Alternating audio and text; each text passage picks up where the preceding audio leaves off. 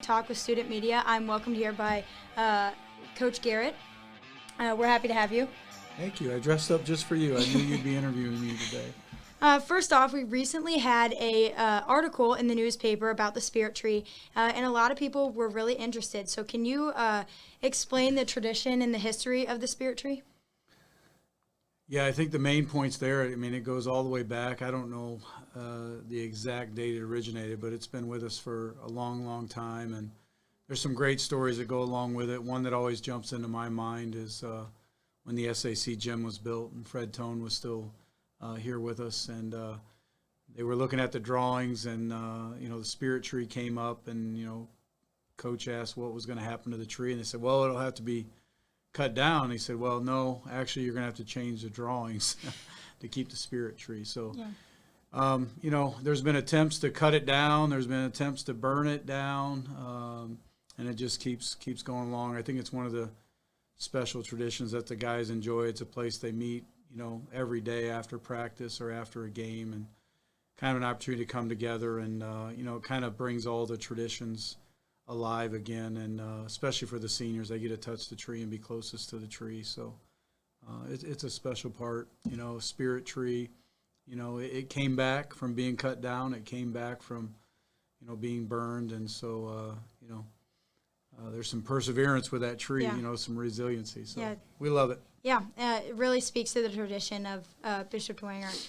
Another thing that people are really interested in is the team motto. So how did you come up with it, and how does it impact the team throughout the year?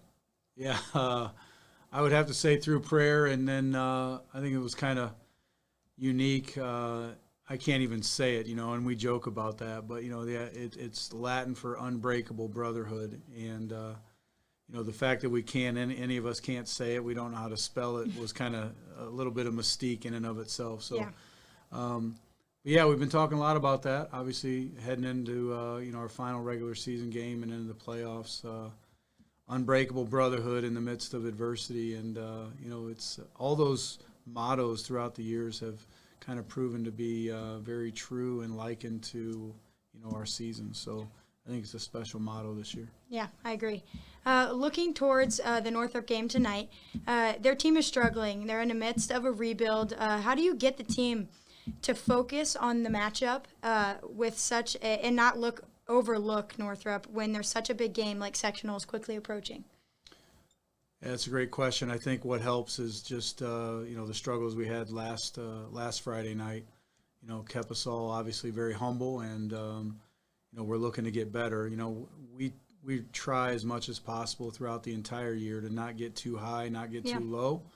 And day by day, and all the things that our tradition speaks to, but to get better, and given where we're at with the quarterback situation and some of the things that we need to work on in terms of offense and special teams, it's been a back to work type of week. So I think some of the struggles we had last Friday will help us be ready. Certainly the guys are invited to that. It's a day off school, it's fall break, it's a lot of things, but I think our guys will be just fine. Yep. And for tonight's game, what is one goal that you have for both the offense and the defense? Just execute. I think we offensively, we just need to find a new rhythm. We had a lot of things going well. We had, even with Braxton's first week, things went well. But the last couple weeks, we just haven't been able to find our rhythm. Penalties continue to hurt us.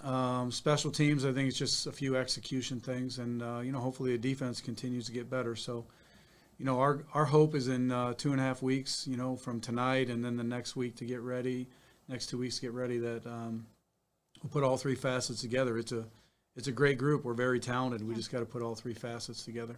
All right, sounds great. Thank you so much for coming in today, Coach. Thanks for the VIP treatment. Clara interviewed me today. So. That is all we have for you guys today. Thank you.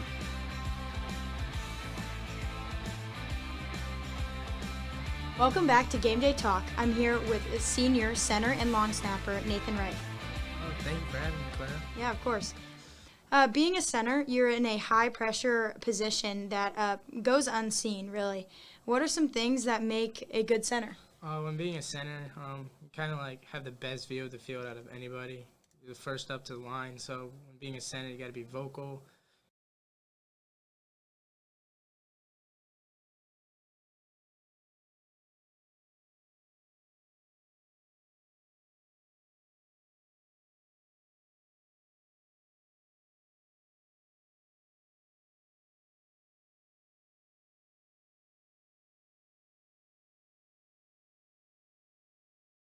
you usually mess up. Yeah. You're on the front lines on Friday nights, taking the blunt force that the defense is putting on Braxton. So what kind of toll does that take on your body physically, and how do you recover? Usually Friday night I'm feeling it. Saturday morning I'll wake up, be really sore, but you just got to keep moving, take some ice baths, do whatever you got to do to recover good. Yeah. Looking into tonight, Northrop is not as talented as they once was, and so what are your expectations for this matchup? Well, we're going to treat them like how we would treat any other team, practice the same, plan the same, watch film the same. So we're just going to go in, try to play our best, and hopefully bounce back from last week. Yeah. All right, so these are some quick hits that don't really have anything to do with football. It's just us trying to get to know you a little bit, okay? So who on the team is most trustworthy? Probably say Stellan. I've known him the longest, so we've kind of had that brotherhood bond that we always talk about. Yeah. Who is your biggest idol? My parents. I look up to them most, try to replicate my life as that they do. Good. What's your favorite NFL team? I like the Colts. You do. Okay. Last question. Who is the GOAT? Michael Jordan or LeBron? Jordan for sure. Good Flu answer. game. LeBron hasn't done that yet. That's right. All right. Thank you guys so much for tuning in. That is Game Day Talks, and I'm Claire Burns. Lean on me when you're not strong, and I'll be your friend.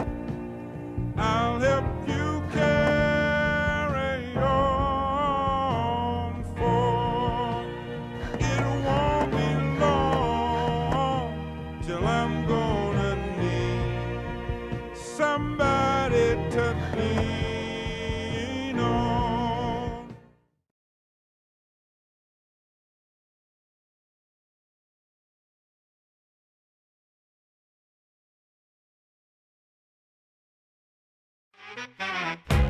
Can First Source help me get more space?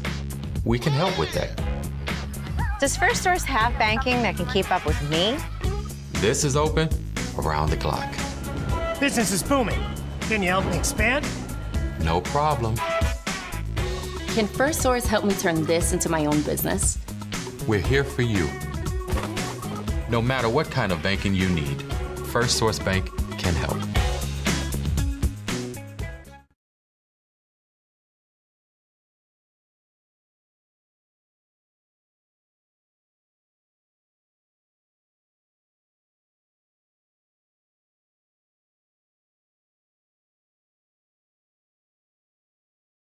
High school football fans, welcome back to Friday nights, to pure spirits, to pure sports.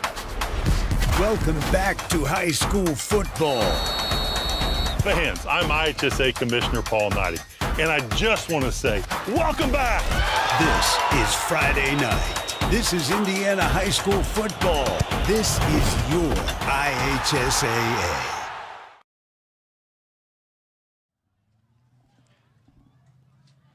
Good evening, football fans, and welcome to Bishop Dwenger Football on BDHS Media Productions. We are broadcasting live from Shields Field on the campus of Bishop Dwenger High School, where tonight the Saints honor their seniors in their regular season finale versus the Northrop Bruins. Before we get any farther, we'd like to begin with an opening prayer, and for that we are joined by Father Michael Ammer. Father? All right, so let us pray in the name of the Father, and of the Son, and of the Holy Spirit. Amen. Good and gracious God, you created us for your glory, for us to strive to be the best, and help us all, help all these athletes and the fans and the coaches to strive for their best, and in pursuit of their heavenly trophy, which is eternal life with you in heaven. We ask this all in your Son's name. Amen. In the name of Father, Son, Holy Spirit. Amen. Amen. Thank you so much, Father. All right, with that, once again, we welcome you to Shields Field. I am Eric Pete, joined by Kevin Burns. Kevin, tournament football is right around the corner. Can you believe it? The leaves are turned right now. It's a beautiful setting, and we had senior night tonight. It's giving me chills. I've been through that line as a parent and as a player, and it's a special night. It is special indeed. And speaking of special, we've got both teams down at the 50-yard line, set for the opening coin toss, and we're going to listen live with Sean McBride on the sideline.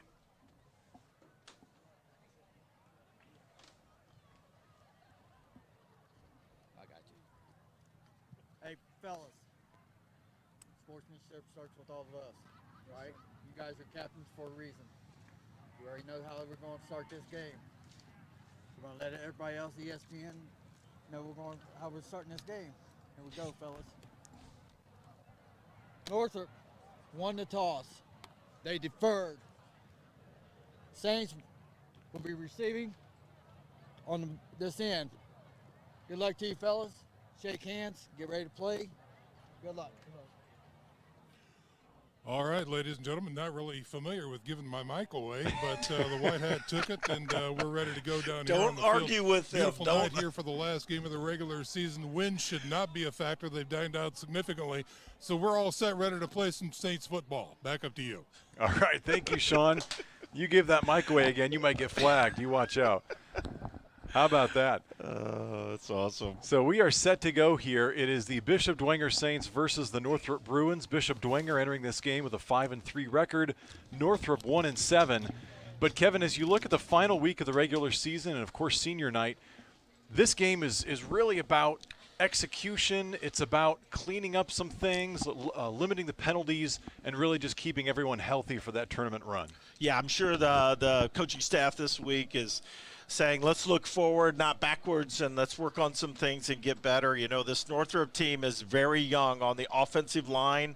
I think they have one senior and they have one freshman actually starting in on the defensive line, and the Saints just want to take control of this game in the first half. It's always been potentially a trap game, Eric, because you have two big rival games. Yeah. You have physical games. And I remember a couple years, I mean, we were banged up, and these games became close. But in this one tonight, a 1-8 Northrop team, we want to put it to them here early and take them out of the game. Yeah, it has been a rather one-sided affair as of late. Has this series. Bishop Dwenger has won the last 10 and 18 of the last 19 games between these two teams. Those last 10 victories coming by an average margin of 25 points per game. Only 2 of those have been close. And you mentioned one of those, Kevin, in 2019, a 9-7 victory by the Saints. And a couple of years before that, in 2016, it was a 31-28 overtime victory.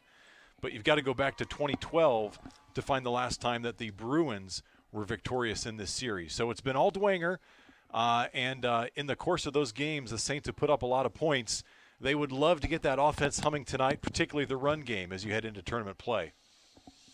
Yeah, most definitely, Eric. And, you know, Coach Brown, Quentin Brown, came over from Snyder this year, and it's his first year, and he's trying to build a culture here, just like what he witnessed and believed in over at Snyder. And he's playing a lot of young guys, although a lot of their backs and quarterbacks, they're experienced.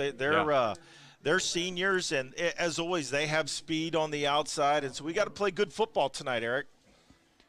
So we are set to go here at Shields Field. Northrop kicking off to Bishop Dwenger, and deep for the Saints, some familiar faces, Teddy Steele and C.J. Davis, both getting the nod on senior night, and also the junior, the ever-dangerous Carter Minix. Yeah, no, of the video I saw, not too many times this went into the end zone, so we should have an opportunity for a return here. We're underway at Shields Field, popped up from the 14-yard line. Here's Carter Minix through the center of the field. He's got some Carter. blockers across the 45-50. One man to beat. He gets him down the sideline. 20, 15, 10. Carter makes it a touchdown. And I see no flags, Eric. No flags. There's no flags. No flags. What a start the senior night off for Carter Minix. Beautiful run back. Well, someone forgot to tell Minix that tonight's supposed to belong to the seniors. The junior takes this one 80-plus yards for an opening score on the kickoff, and the Saints lead 6-0, 12 seconds into this ball game. Yeah, made a really good cut about midfield, and then once he made that cut, it was off to the races. Lining up for the PAT, it's going to be the fake. Yes, and C.J. Davis Davis takes it in for 2. Successful conversion, and the Saints lead 8-0. although the refs are motioning they want the ball back. First they want the mic, now they want the ball. Oh, I don't think that they had blown the whistle yet to run the play. So we went a little quick there, Eric. Yeah. Although it worked, and you always want to give people things to look at, and that was unfortunate, but senior Joseph Moran's going to be able to put one in here on senior night. Good snap, good hold. Moran boots it up, and good. We got a flag, though, another one, so let's see what happens here. Might have been offsides on Northrop.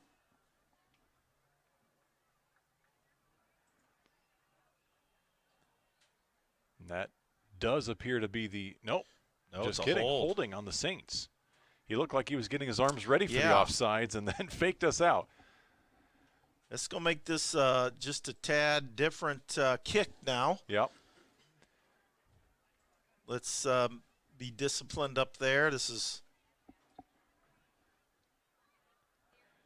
Well, we've seen Joe Moran show some impressive range. He actually attempted a 46-yarder last week against Snyder.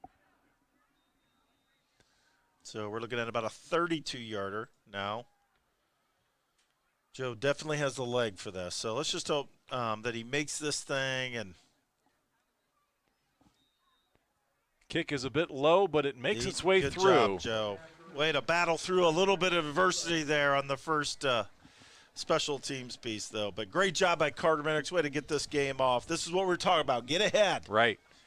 So a 7-0 ball game, as we mentioned, took the Saints all of 12 seconds to find the end zone, courtesy of a Carter Minix kickoff return, 86 yards to the house for the Bishop Dwenger Saints. Well, the Saints come into this game averaging 22 points a game, giving up 19.5 points a game.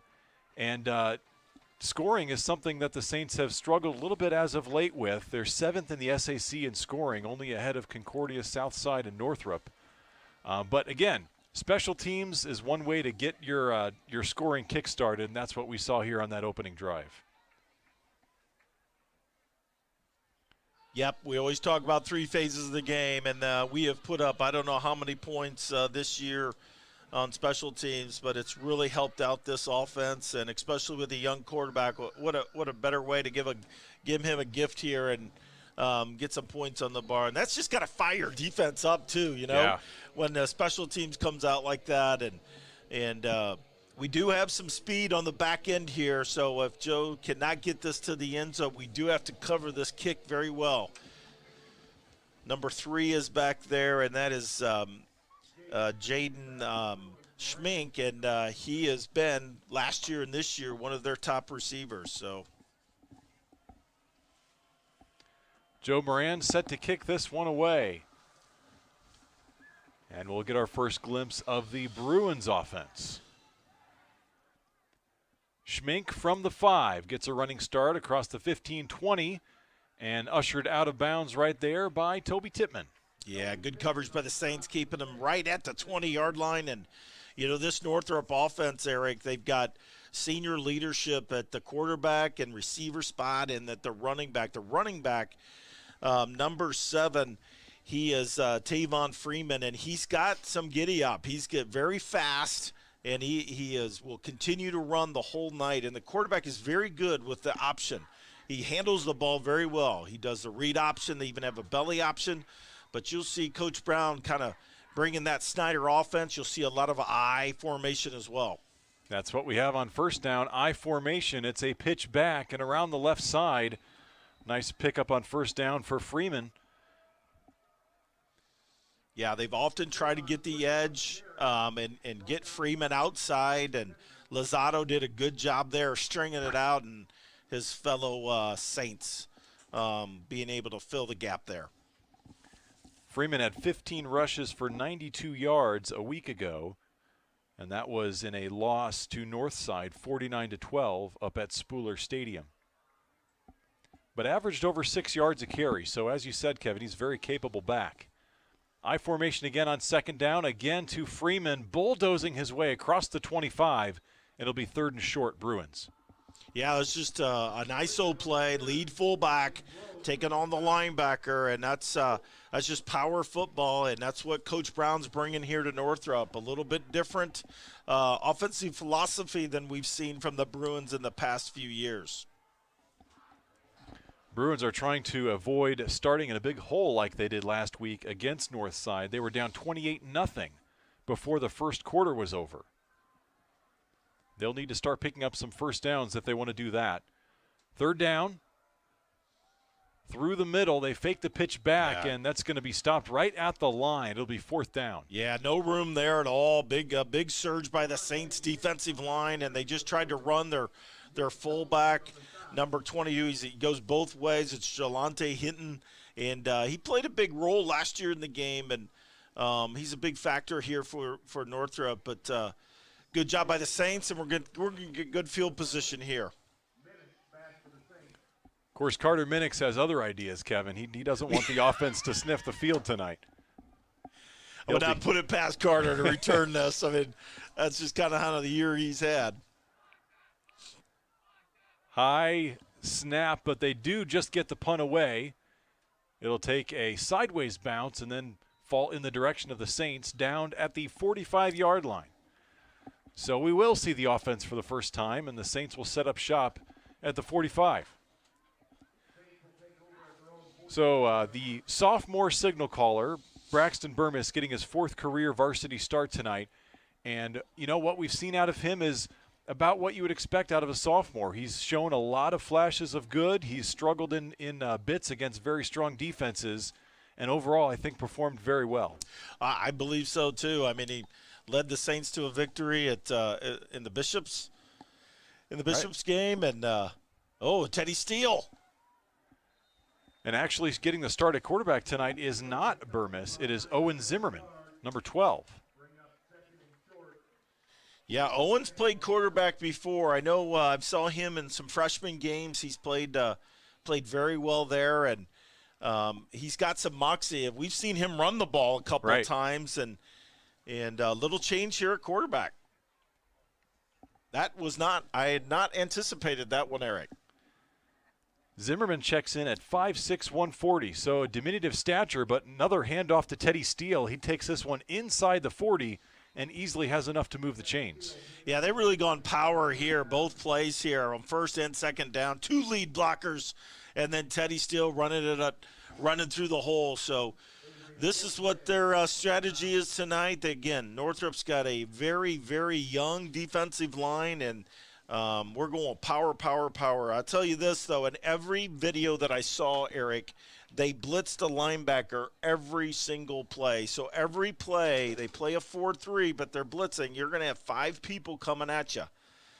But that can open you up to some big plays, which they've given. First and 10 from the 37. Inside give this time, and white jerseys stuffed that one out after a pickup of about 4. Yeah, that was Ben Stegmeyer, number 31, getting his first carry of the year, at least that I remember. Couple different personnel pieces going on right now. Toby Tittman is the leading rusher on the year, and he's been getting the lion's share of the carries here in the last couple weeks.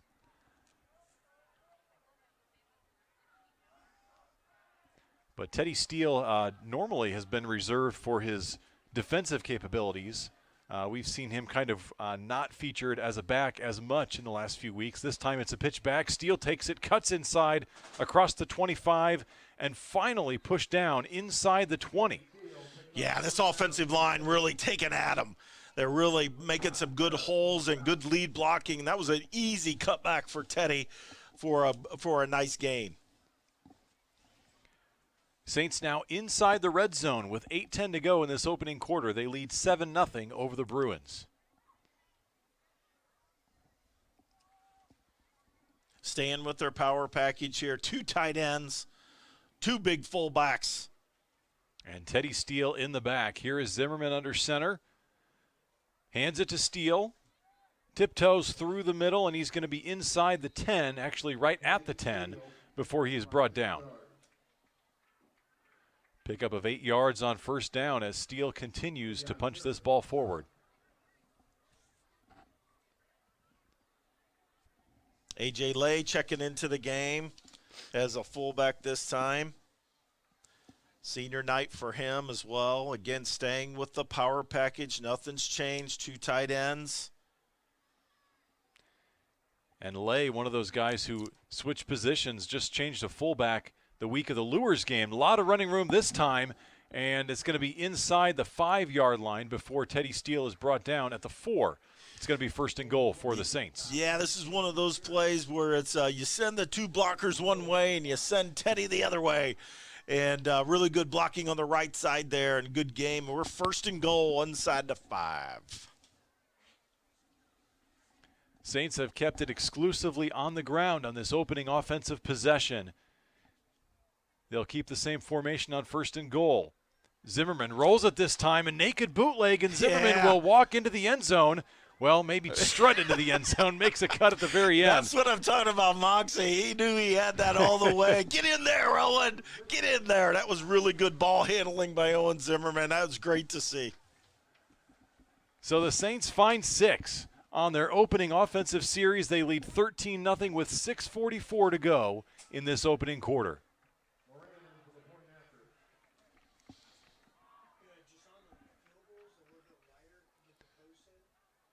Northrop reacted that time to the shift of the extra point, and good job reacting there. And now Joseph's going to have his shot here. He's 2 for 2.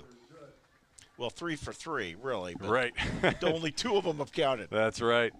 14-0 Saints, and we will step aside for the first time tonight. You're watching Bishop Dwenger football on BDHS Media Productions.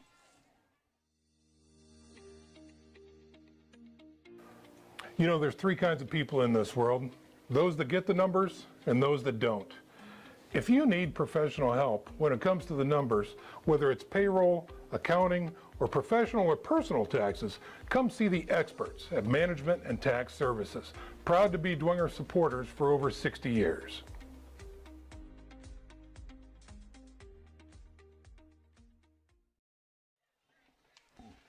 Welcome back to Shields Field tonight. Is the current economic climate causing concerns? Contact SMA for financial resources that will bring you peace of mind. SMA is a preferred Ramsey coaching consultant offering practical resources to set you on the right path. 14-0 Saints here in the early going against Northrop. And for the Bruins, this has unfortunately been a pattern this year. They've allowed a lot of points. They're averaging, allowing over 35 points on the year. That's 8th in the SAC in scoring defense. Yeah, and I know Coach Brown, he's trying to build something here, and he's playing a lot of young kids, and it's you got to kind of sometimes go through this to get better. But big hit, and Schmink does not make it to the 20-yard line this time. He is hit hard at the 18. Christian Lozado running his tail off down there. And hit a good big old lick there, keeping them inside their 20 here. Now, I would look for their quarterback here. They run a read option very well, and they run a belly option, Eric. You don't see this very often where if they're in the eye, they fake it to the fullback, and then they, run the tailback out on an option play. But they're in the pistol right now. And maybe an illegal formation. Be a procedure penalty against the Bruins and bringing up a 1st and 15. Yeah, and these are the things that I'm sure Coach Brown is harping on. They've had a lot of penalties this year, and again, when you have a young team like this, these things can happen, and they got to be careful down here. The Saints defense plays well, and they're going to get the ball back here with really good field position. 3 wideouts to the bottom of your screen. Bates looks in that direction. It's picked off by O'Keefe, and he walks into the end zone for 6. Touchdown, Saints. Yeah, very unadvised throw there. I'm not sure which one, Eric, there were 2 receivers there, one deeper than the other, and I couldn't tell which one he was sending, but O'Keefe makes a nice catch out of the air and returns it for a touchdown, and we're 21-0 here, and first quarter, real good job by the defense there.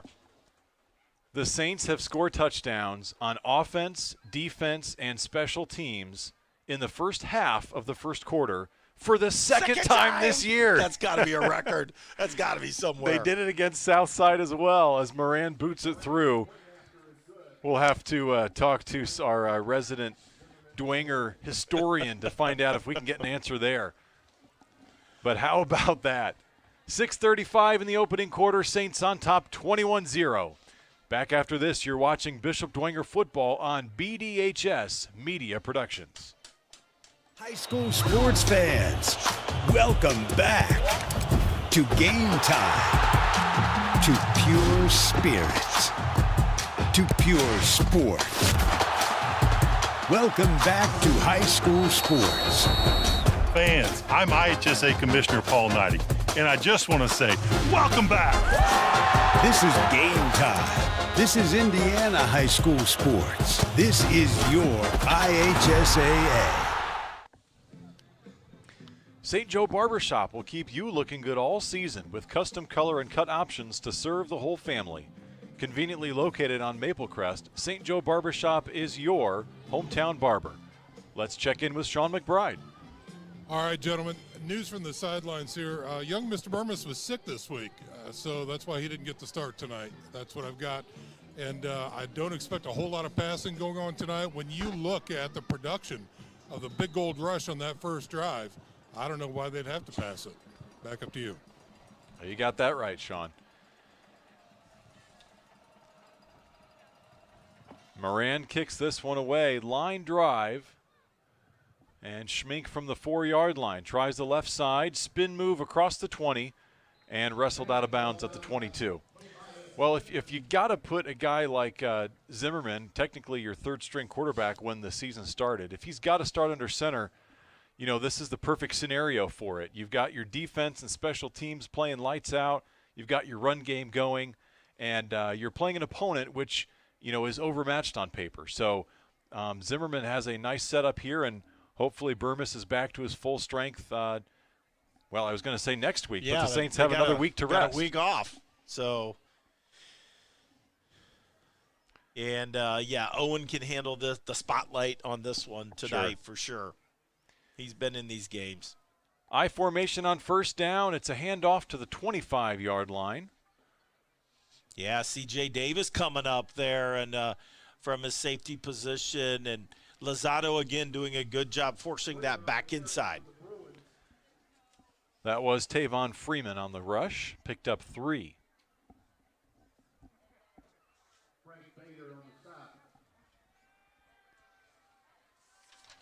I formation again on 2nd and 7. Bates with the option gives it to the first man through and is still on his feet across the 30-yard line. He's going to have just enough for a Bruin first down. Yeah, that's Jelante Hinton. He's 6 foot, 210 pounds. He plays defensive end for the Northrop Bruins as well, and they run this option very well. And when they played Lures, they moved the ball very well with this I formation, kind of running the option and run and lead ISO. So, and you're going to see maybe more of that piece. 1st and 10 from the 33. Here comes the option. Bates keeps it himself and picks up about 4 yards on first down across the 40-yard line. Yeah, and Bates, you know, he's not that fleet of foot, but he can run this option very well. I saw him pitch it one time when he turned it up. He was 10 yards down the field, and then he pitched it. Right. He's 5'11", 190 pounds, and he's a tough kid. His passing efficiency is not great. It's below 50%, but he does run this option very well. 2nd and 6 from the 37-yard line. Bates this time hands it off, and a lot of running room for Freeman across the 45-50 before he's taken down from behind. And that time running him down from the back end was Rob Pelkington. Yeah, good, very good hole by the Northrop offensive line, and he made Freeman made a nice cut there and made some really good yardage. But this is his philosophy, and this is what he's going to stick with, and he's trying to again build something here with this young offensive line that he has. I'll tell you what. Freshman starting at center. I mean, you just don't see that very often. Now first down, fullback give, and he's inside the 40. That's a 10-yard pickup, and that's another Bruin first down. I tell you what, Kevin, you got to give Coach Brown a lot of credit here. You're down 21-0, and he's sticking with the run, and not giving up on his philosophy here in the big deficit early on. No, and to tell you the truth, of all the video that I got to see, these kids never stopped playing hard, and that's a testament to Coach Brown. I think even in the Northside game, they came back. It was 28-12 by halftime, I think, or by the end of the first quarter. Like they bounced back. They keep playing. Freeman this time around the right side. He's got the edge inside the 30-25, and yet again another first down by Freeman. Yeah, good. Just a sweet play, coming around the right side, and again we couldn't contain, and I think it was Ryan Groves that had to finally knock him out. And again, apologies to Ryan Groves from last week. I guess I missed a fumble recovery from him last week. I gave it to a Tippmann. So good job, Ryan, last week and again right there. Well, you've atoned for it, and if you're going to miss, you might as well miss calling a Tippmann because you got a good probability of being right. 12-yard pickup by Freeman. This time Bates keeps it, then pitches late to Freeman.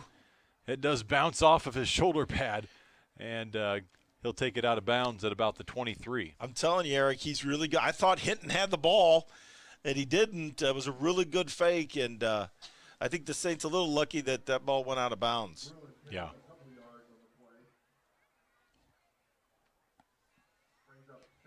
And they mark it at the 24, so it'll be 2nd and 9. We are inside 4 minutes to go in this opening quarter. The Saints on top 21-0.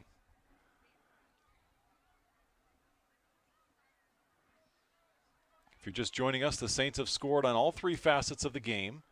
Carter Minix returning the opening kickoff for a touchdown. Owen Zimmerman on a short quarterback run, a naked bootleg around the left side, and then on their last defensive series, Brady O'Keefe, the sophomore, intercepting it and taking it back to the house. So 3 touchdowns by 3 different players. None of them are seniors. These guys don't get it. This is supposed to be the seniors' night. They're not going to give up any of that. I can tell you that. Let's see if the Saints can force a 3rd and long here by shutting down the Bruins here. High formation for Northrop. Here is Bates. Hands it off. A nice cut, but then he is buried right at the line of scrimmage. A couple Saints in on that one. Looked like Pelkington and Scary.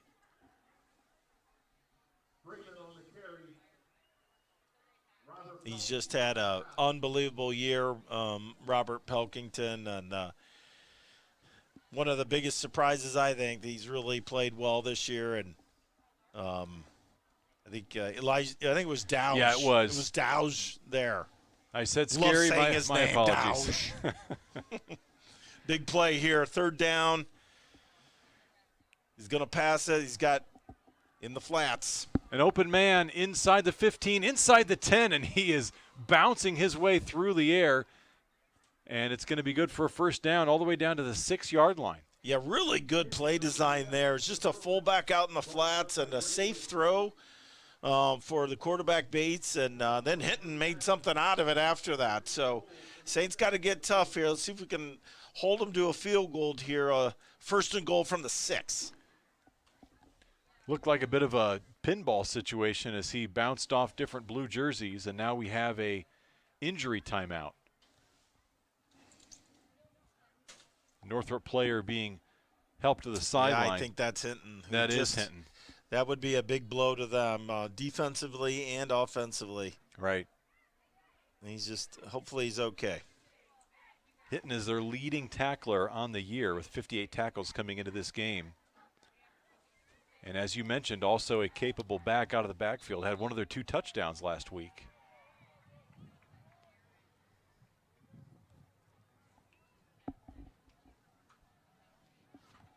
So no timeout is charged against Northrop. They'll maintain play here, and they've got a 1st and goal from the 6-yard line. Nice challenge for the Saints defense to try to come up with a stop here. Yes, it would. This quarter is just flying by, and This would be a big stand here because I'm assuming Coach would probably go for this. This is probably 4-down territory for him right now. Handoff on first down. Freeman has nowhere to go, and he'll go down in the backfield for a loss of 1. Man, it was hard to see who was first in there, but he just made a great play and stood him up, and a bunch of Saints followed. Nowhere to go there, Eric. Loss of 2, 3. Yeah, they'll mark it all the way back at the 9.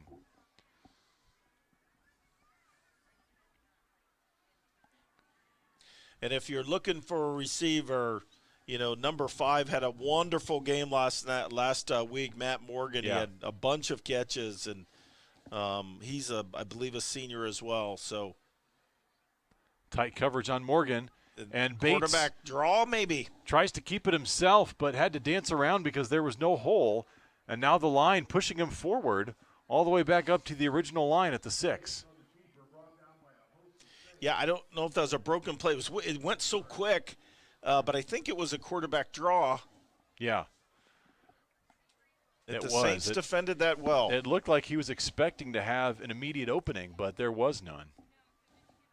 Credit the offensive line for pushing forward and picking up 4 yards on the ground. Big 3rd and goal from the 5-yard line. We are at 1:23 to go in this opening quarter.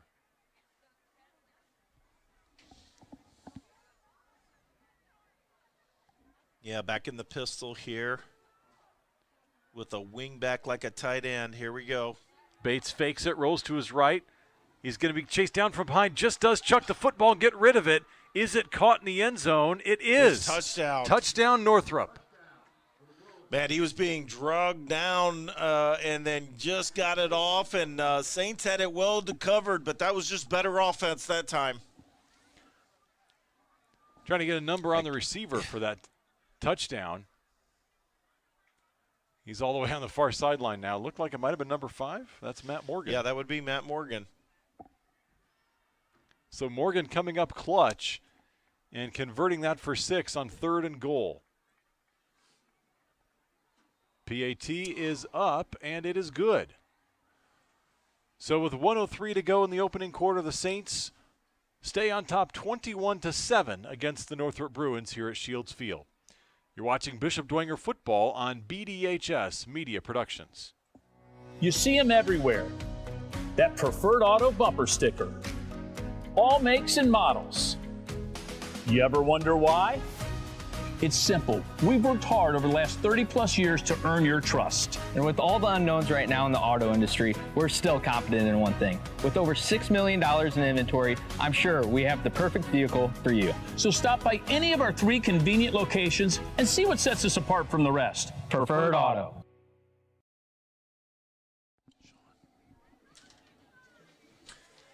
Back at Shields Field, the Saints have their lead trimmed to 14 now here as the Bruins have found the end zone for the first time tonight. 21-7 is the score.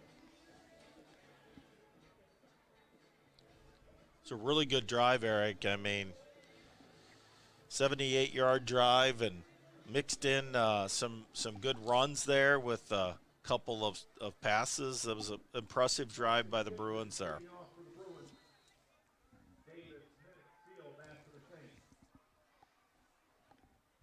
Back to receive this one, the same trio as before, but they'll squib this one down the middle of the field, picked up at about the 30-yard line.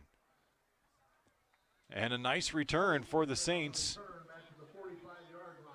That was Toby Tippmann. Yep. So they'll start at the 45-yard line for the second time tonight. Yeah, and Toby handled that really well. That's a bouncing ball there, and fielded it really well and got some yardage out of it. Good field position by our special teams. You know, that kick is a result of Carter Minnick's returning one, so they had to change strategy on their kickoff. Right. Saints come out in the shotgun with 3 wideouts to the bottom of your screen. Zimmerman looks to go to the air, flushed out of the pocket to his right. Has to get rid of this ball and does, safely out of bounds. Yeah, no one there, and again, sprinting he's a left-hander, so sprinting sprinting right, trying to throw back, and there's no one there, and he threw it out, which was what you're supposed to do. Put that ball in the vicinity of Stellan Rustin. Brings up a 2nd and 10 from the 45-yard line. 51 seconds left in this opening quarter. And the Saints, that's their first pass attempt tonight. So 21 points on the board before they throw the first time. This time a high snap. Zimmerman just flips it out to Carter Minix, who has some room to run and falls forward up to the 46-yard line. And I got to tell you, Elijah Dowds, the right tackle, had a heck of a block. He had to hold it for a long time. He did not hold and got Carter around the end for a good 9-yard gain. 3rd and short. And the Saints don't have to snap the ball again before this quarter is done. 20 seconds and running here. About a 1 second difference between the play clock and the game clock. And they'll go ahead and call that a quarter. Yeah, pretty good first quarter on senior night here. After 1 quarter, it is 21-7. The Saints on top of the Northrop Bruins. Second quarter action after this on BDHS Media Productions. St. Anne Communities is a senior living community including a rehabilitation center, memory and dementia care, assisted and residential living, as well as a nursing facility that served the community for over 54 years. While offering a Christ-centered environment that is the only place in Fort Wayne that offers daily mass and sacraments. For more information on employment, senior living, or to make a gift to support the first floor renovation campaign, please visit us at our website or give us a call.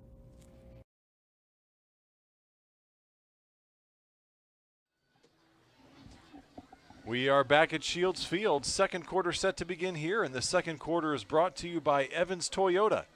Thank you to Evans Toyota, Fort Wayne's premier Toyota dealer, serving Fort Wayne, Leo, Angola, New Haven, and Decatur.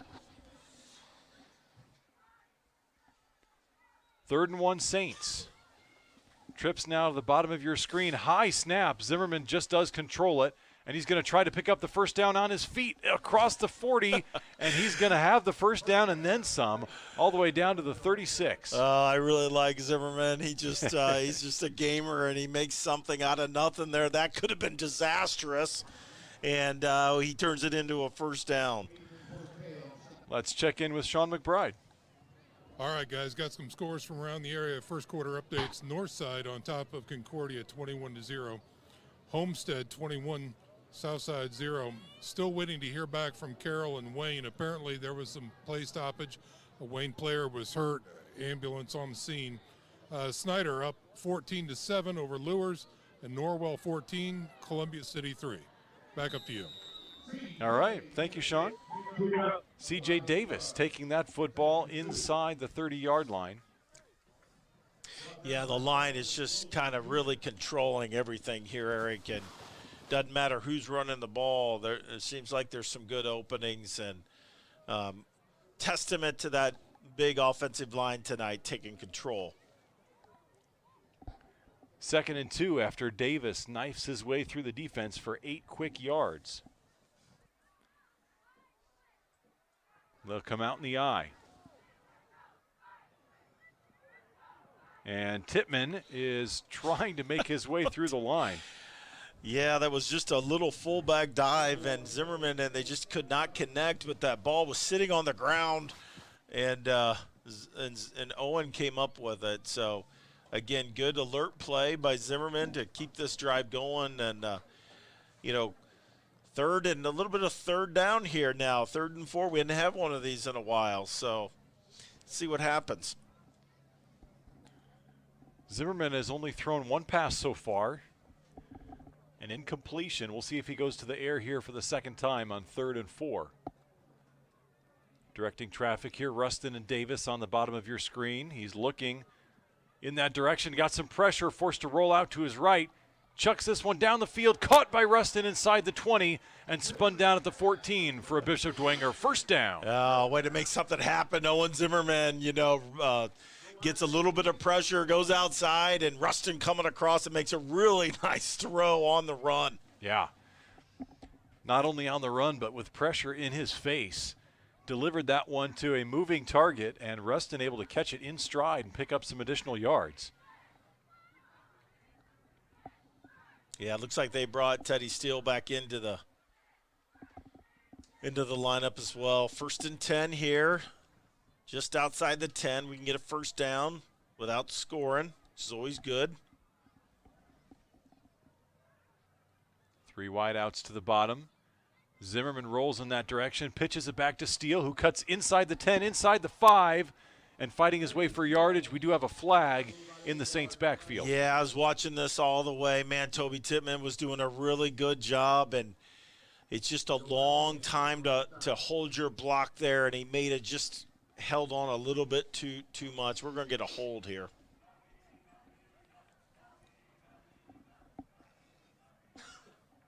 So far tonight, the Saints have avoided the penalty bug for the most part. This one's going to march them back. And, you know, unfortunately, this was a pattern last week against Snyder.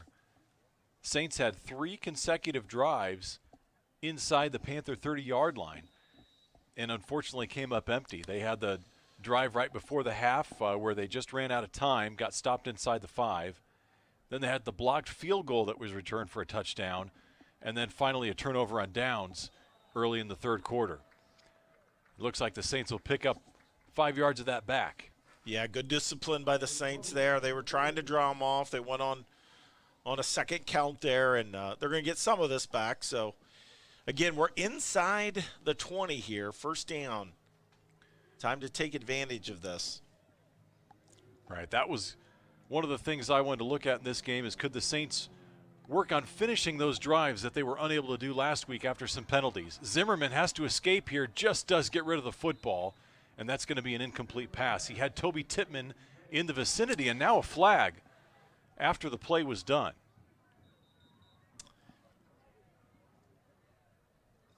Well, it couldn't be intentional grounding because that was thrown nearly at the feet of Tittman. So we'll see if there was a... They do call intentional grounding.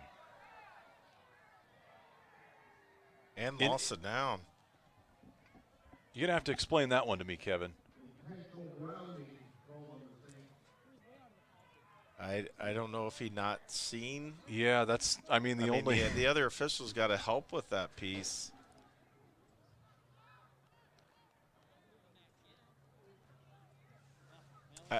The only thing, I mean, he didn't get back to the line of scrimmage, but that shouldn't matter. But it shouldn't matter because you had a running back out of the backfield right there. that was maybe 2 yards away from where the ball landed. We'll have to get Sean on. Don't ask Coach Garrett, Sean, right now, but maybe we can get some clarification on that one. Here's a 2nd and long. Zimmerman pulls it down. Now he's going to roll to his left, directing traffic down the field. Has Preston Ross, pulls it in at the 15. Did he get the feet in? No. They say no. Ross was right there on the sideline, very close to a nice pickup, but they're going to say incomplete. Let's throw it down to Sean on the sideline. It was his heels, all just 1.5 inches of a heel, but that would have been a phenomenal catch, but he was out of bounds. I tried to get in on the previous conversation between Coach Garrett and the white hat, and they weren't interested in having me in there, so I'm going to try and catch up on that. Back up to you. Thanks, Sean. Interesting when the referee chooses to steal the mic and when he doesn't. Not interested that time. So it's going to be 3rd and long, 33 yards for the first down. Zimmerman has time to throw. Fakes it, still has time, fires it down the field. He's got him. He's got an open man. It's Ross, and he is upended at about the 12-yard line. So that's a pickup of 24 yards. It'll still leave him about 9 yards short of a first down, but it does easily put them into field goal range, and that's what Jason Garrett elects to do as Joe Moran trots out onto the field. Yeah, and I wish I could tell you what patterns are running, but Zimmerman's just running around back there, and then everybody breaks their pattern and he finds somebody. He's such a gamer, and you know this is really good for us. We had one blocked last week, and let's see if Joe can make these field goals. Could be huge as we head into sectional. 28-yard attempt. Moran boots. It's got plenty of distance, and that is good. That one would have been good from 45, 50 yards away. Good connection there. So the Saints get 3 points on the board, and they now lead this game 24-7 with 8:11 yet to go until the halftime break. We'll step aside. You're watching Bishop Dwenger football on BDHS Media Productions. Hi, sports fans. Sean McBride here, inviting you to try the Barbershop experience. St. Joe Center Barbershop, located at the corner of St. Joe Center and Maplecrest, prides itself on professionalism, cleanliness, and a family-friendly atmosphere. In their third generation of family ownership, they have a combined experience of over 125 years. Give them a call at 485-6981. It's my barbershop of choice. That's St. Joe Center Barbershop at 485-6981. Back at Shields Field, 24-7, the Saints in control. We'd like to thank Nove and SureTrack for their support of the Saints. Nove has been serving our community since 2001 with well-built trailers and a focus on customer service. At Nove, quality matters. Call them for all professional and personal trailer needs. Moran's going to kick this football away. Sean McBride still getting the inside scoop down on the sideline, as only he does. And back to the 1 yard line goes Schmink on the return. Takes it around the left sideline. He's still on his feet. We'd have a couple flags down there, and we'll see if this was an illegal block. Yeah, I think it was. This will back them up inside the 20 a lot there. Yep. Hey, Eric. All right, Sean, what's the scoop? All right, so I just talked to Coach Garrett, and they don't refer to it as the tackle box anymore. But anyway, the ball has to make it back to the line of scrimmage, regardless if you're inside or outside the tackle box. It was called intentional grounding, and that's it. Not much more to do. All right. Appreciate the clarification. So what do we know, Eric? It's got to get past the line of scrimmage.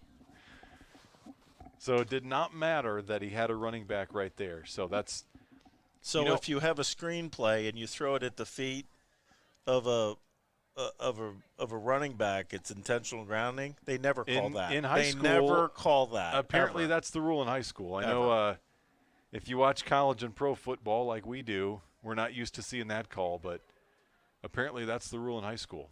But he's still inside the tackle box. Very true. In any case, the Bruins will come out on this first down. Bates does throw it at the last second, and picking up about 5 yards on that play is Freeman. Yeah, lots happening there. I think he's really good with the ball handling. And, again, people thought the fullback had it. He pulls it out. Good stick as the quarterback's coming around, and he flips it out. And Teddy Steele makes the final tackle on the running back, but I think there may be another penalty. And they said inadvertent whistle. That's the call. So that's two inadvertent whistles we've had this year, Eric. We'll take that one. Would have been a pickup of 5, so instead they have to replay the down. Still 1st and 10 on the 9 yard line.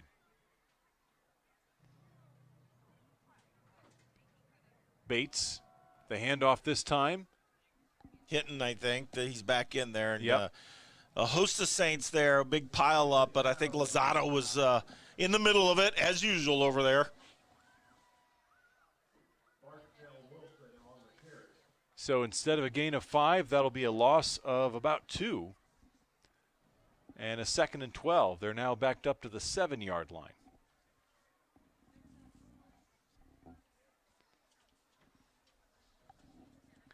Always fun on senior night to look at the players as they're honored before the game. And as you look at the roster, you see all those guys with the 12 next to them that, this is the final regular season game they get. And you also start looking at those guys with the 11 next to them, thinking about who the leaders are going to be next year. Bates chucks this one deep. It's a jump ball. Teddy Steele tries to make contact with the ball, but he cannot prevent the catch. Big reception down to the 40 yard line. Yeah, and I think that was that was Matt Morgan. And, Teddy's right there. It's just a jump ball, and Matt was able to sky for that one and get up there and get it. And good play by Northrop Bruins there. That's not bad defense. You're right there. It's just a better offense. Morgan did a nice job carving out some space. He is the leading receiver on the season for the Bruins. First down handoff. Freeman makes it through a couple, and he's down across the 50, 45, 40, and pushes his way for a first down. Yeah, I'm telling you, this number 7, I was really impressed with him on watching him on video, and we missed a tackle right at the beginning of the line of scrimmage, and he turns it into a nice gain. And defensively here, we got to stay on the ball here and stay disciplined and read our keys here. Don't think this game's over yet. It's still early. 6:35 left in this second quarter. I formation for the Bruins. Bates gives it to the inside handoff, and just about a yard there on first down for Hinton. Yeah, Franklin Bader read that really well. No room to go that time for Hinton on the fullback dive.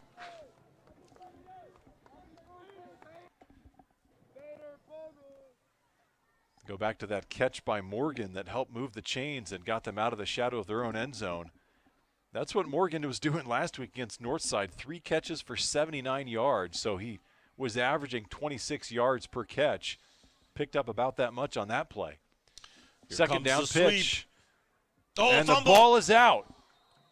Freeman coughed up the football, and it is Saints football. Yeah, big hit by Christian Lozado, and Dowge was there too, and that ball popped up in the air. I don't know who got it.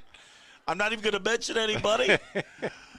But great turnover by our defense there. It was really good. Not only was it a turnover in favor of the Saints, but Kevin got to say his 2 favorite names, Dowge and Lozada. I love those 2 guys. Lozada, one of those guys who's going to be back next year. He'll be a senior. Expecting big things from him in his final year in the blue and gold. But first things first, the Saints have the football back. And Braxton Burmis is back on the field for the first time tonight. Well, he must have had some chicken soup or something, and he's feeling better. So hopefully he's okay here and runs the offense well. Yeah, he was warming up on the sidelines and couldn't tell if it was because he would be entering the game or just trying to stay loose and throwing the football, because that's what he does.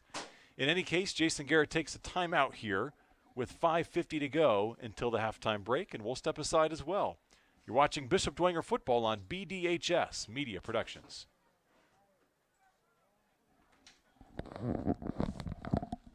Tippmann Group is a family-owned business that's proud to call Fort Wayne home. We build cold storage facilities all around the United States, run one of the largest cold storage companies in the nation, and lease office space in Fort Wayne, like inside the Lincoln Tower. Hi, I'm John Tippmann, president of Tippmann Group, and our family has been part of the Bishop Dwenger family for many years. We are a proud supporter of Dwenger Athletics. Go Saints!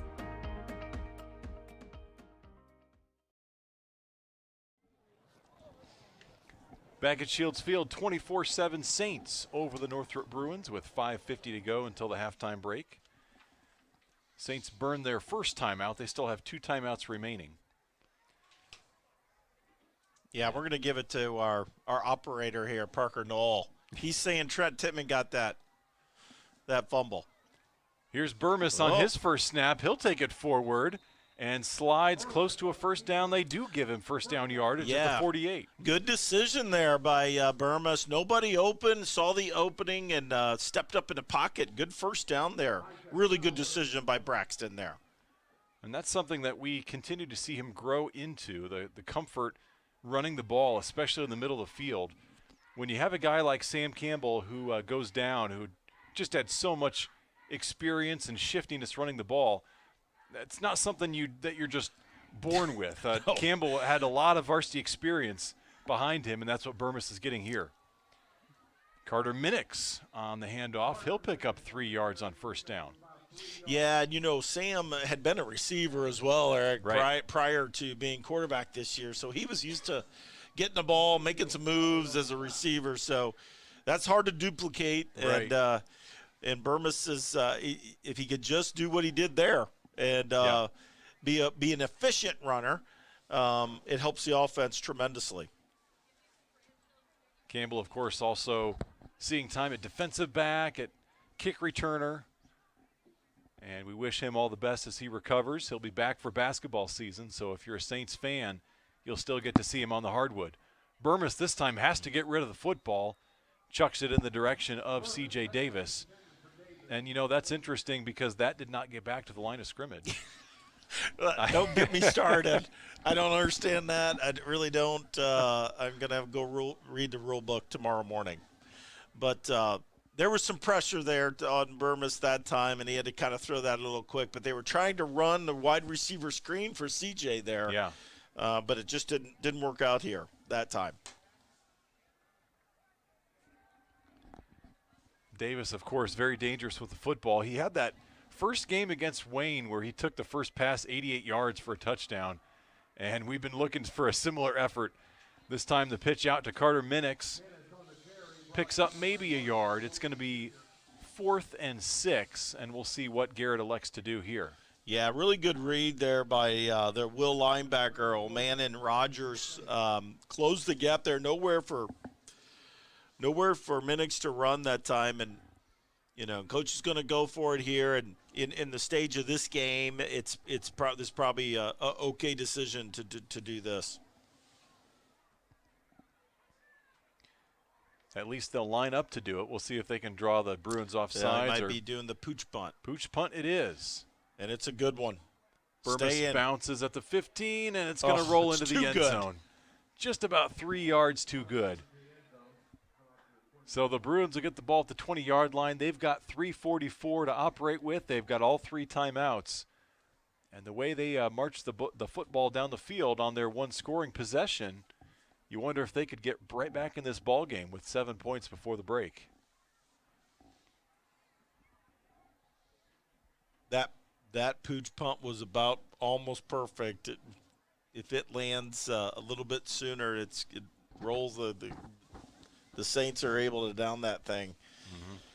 But here we are, you know, under 4 minutes, and our defense. This is big for our defense. Under 4 minutes, ball at the 20. You know, we cannot let a score here. I mean, that's just what you got to do in this under 5 minute clock piece. And great! Bates rolls it out on first down. It looked like he wanted to get rid of the football, but had no time to do so. Yeah, they had Ryan Groves again covering one of their other really good receivers, Jaden Schenk, and man, that was good. There were 4 Saints there on the sack. Scary and Lozada looked like they were leading the charge. It'll go down as a loss of 3, 2nd and 13. And the clock stopped as he was ushered out of bounds, so the Saints might be thinking about getting this football back with some good time left. 2nd down, handoff, Freeman looking for some space, cuts it back in across the 20, and he picks up about 5 yards. It'll be 3rd and more manageable. Yeah, pretty good run. I really like this Freeman. He runs hard, and he picked up those 5 yards because he was navigating through a bunch of Saints defenders there. Clock is moving as we tick down to 3:07 and counting. Bruins go back to the I formation on 3rd and 6. Bates pitches it back. Good Not much defense. room there. Gosh, nice pursuit by the blue jerseys. Teddy Steele doing a good job on the leverage, and then that allowed Ryan Groves to come up and a bunch of other Saints to fill the gap, not letting him get outside. Great job, Saints, and we take a timeout here to stop the clock. Right. 4th and 7 and 2:52 on the clock. So the Saints will get this ball and probably good field position again. Yeah, and I wouldn't be surprised if the Saints try to go after this. Their punt snapper has had difficulty. I marked down on my notes 3 or 4 floaters back there in the video that I saw. So the punter is pretty good, but the snap takes a while to get back there. So we may go after this and see if we can get a blocked punt as well. Let's throw it down to Sean McBride on the sideline.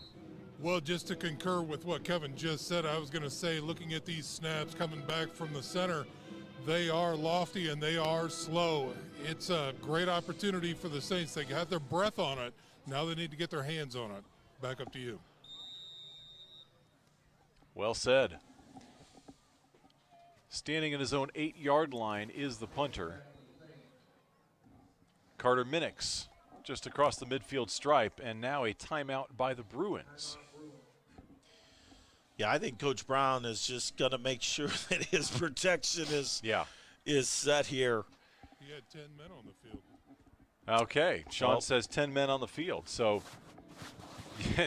bad time to be missing a blocker back there on that punt.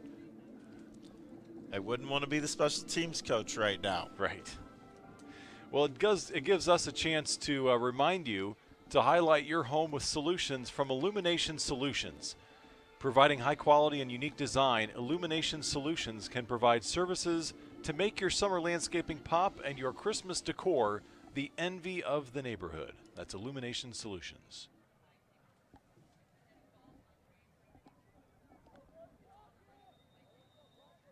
Back out onto the field, and we assume this time the Bruins have enough men.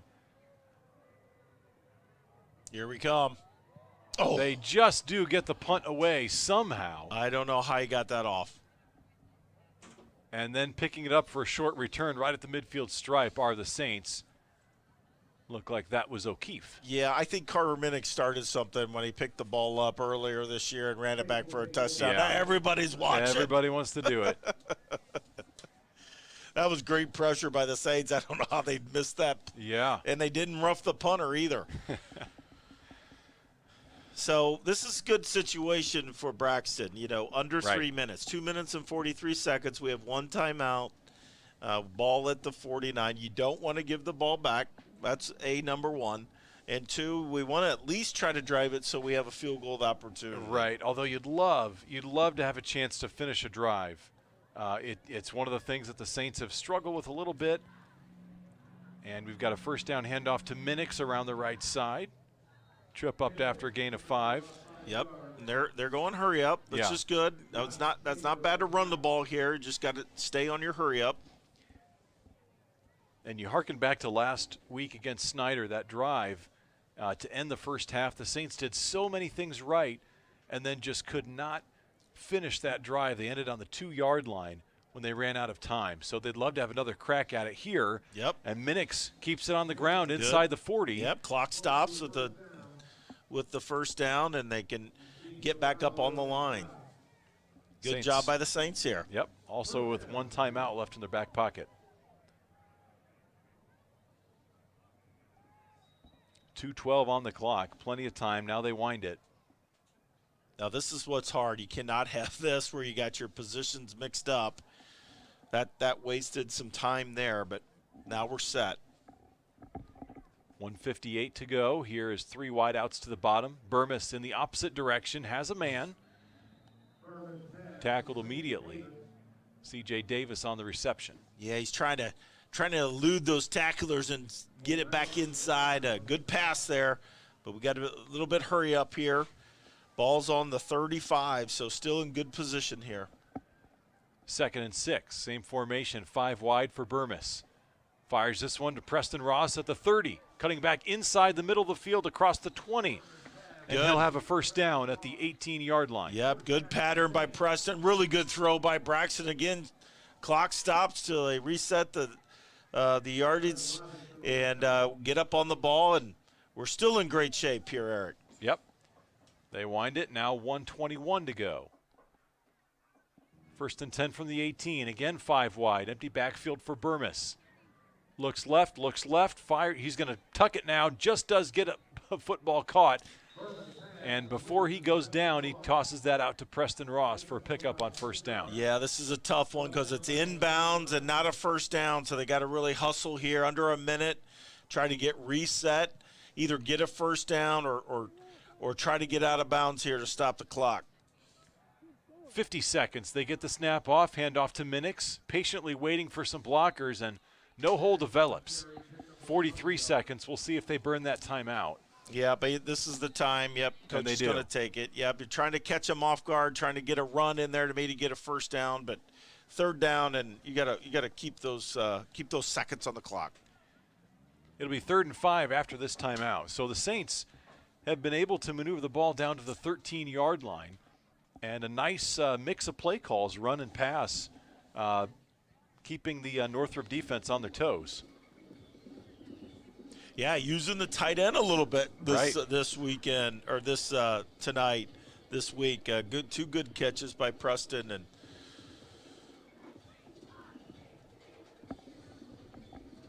So you've got a 3rd and 5.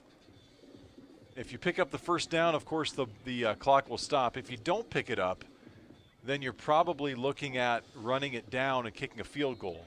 yeah, the biggest thing here, and we talked about this last week, is you cannot take a sack here. We have no timeouts. Although this time, if you take a sack, you at least have enough time. To get your field goal unit out there. I would like to see, maybe some stuff to the sidelines, or even a quarterback draw, but they're going to go short. Get outside. Toby Tittman catches it. Get goes it. inside the 10. He's got the first down. He's down to the 5, and so the clock will stop with 33 seconds. They're in great shape here. They just need to get set. Right. Burmis motions traffic. Clock is now running. Down to 30 seconds. Saints get set. Here's the snap. 1st and goal. Fires it. Has an open man, and it is incomplete. And that's okay. He was open for a second, but it stops the clock, and now we can huddle if we need to, or settle down. So that's not bad at all. So with a 2nd and goal from the 5, the clock is stopped at 25 seconds. Realistically, you've got 2 more shots at the end zone, and then a field goal, or 3 shots if you want to try to punch it in on 4th down. But as you said, Kevin, they've all got to be to the end zone. That's what they learned last week. Burmis fires it, incomplete. Yeah, they had a little 2-man game over here with C.J. Davis and Minix, and actually really good coverage by Northrop that time. There was really nowhere to go with the ball there. 21 seconds left. Just like to see these DBs are small on the outside, and yeah, well, I was about to say, this is the situation last week they wanted right to go here. up to Preston Ross. Yeah, this is Preston right here. Just one-on-one coverage, bottom of your screen. screen. Yeah, Stevie's about 5'9", and throw it up to him. They do that. Ross there comes inside, makes the catch, and it's a touchdown, Saints, with 18 seconds left. How about that? Yeah. Now, of course, it helped that the defender lost his shoe. He did. It was a good pattern by Preston Ross there, and Braxton put it up there where no one else could get it but Preston Ross. Good job. And that is exactly how the Saints wanted to cap that drive. They get the finish in the end zone, leaving just about no time left on the clock, 18 seconds, and that's got to feel good as Moran boots that one through. 31-7, the Saints on top as they execute a beautiful 2-minute drive to end this first half. You can't do any better than that, Eric. No. On 2 minutes and 43 seconds, I think it was, when they got the ball, and that was a really good job all around. Let's send it down to Sean McBride. Well, I was just taking a picture of the scoreboard to update Twitter, but yeah, here we are. Hey, great drive, like you said, guys. A great play selection and good poise by the quarterback, putting things together like that. The offensive line gave them plenty of time, and they got it done. So hats off to the Saints on that drive. Back up to you. All right. Thank you, Sean. So a big drive there. They cap it off with the touchdown to Preston Ross. That was going against 5'9" Aaron Robinson. So you weren't lying, Kevin. That's 11 inches that Ross has on him. Yeah, and Northrop has one really good DB. He's all over Twitter as maybe a Division I prospect. His name's Jalen Williams. He's 6'3", 170, but they didn't move him over when Preston came to the other side. He stayed on the other side of the field. That was just good play by all there. Braxton with a good throw. Saints checking a lot of boxes here on senior night, and if they carry this lead into the second half, I'm sure a lot of seniors are going to get touch the ball as well. Moran boots it away, fielded at the 1-yard line. Here comes Schmink across the 15, 20, 25, and spun out of bounds. 11 seconds on the clock, so we expect the Bruins to take a knee here. Yeah, and there's Robert Pilkington again on special teams. And again, the commitment of the Saints to say, let's put our best players on special teams as well, just continues that great strategy of good special team work. And great job, Robert, with a good tackle.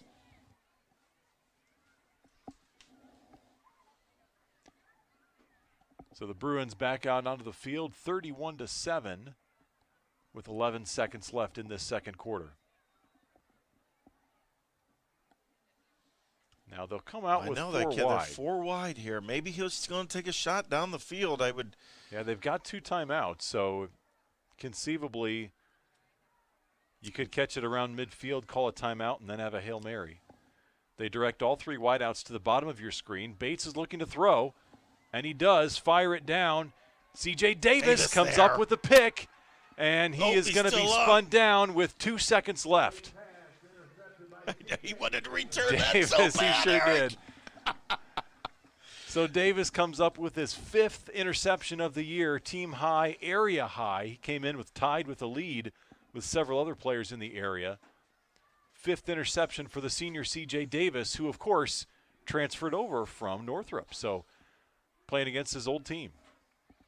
Yeah, he played great center field there. Did. Deep as the deepest. No one was going to be behind him.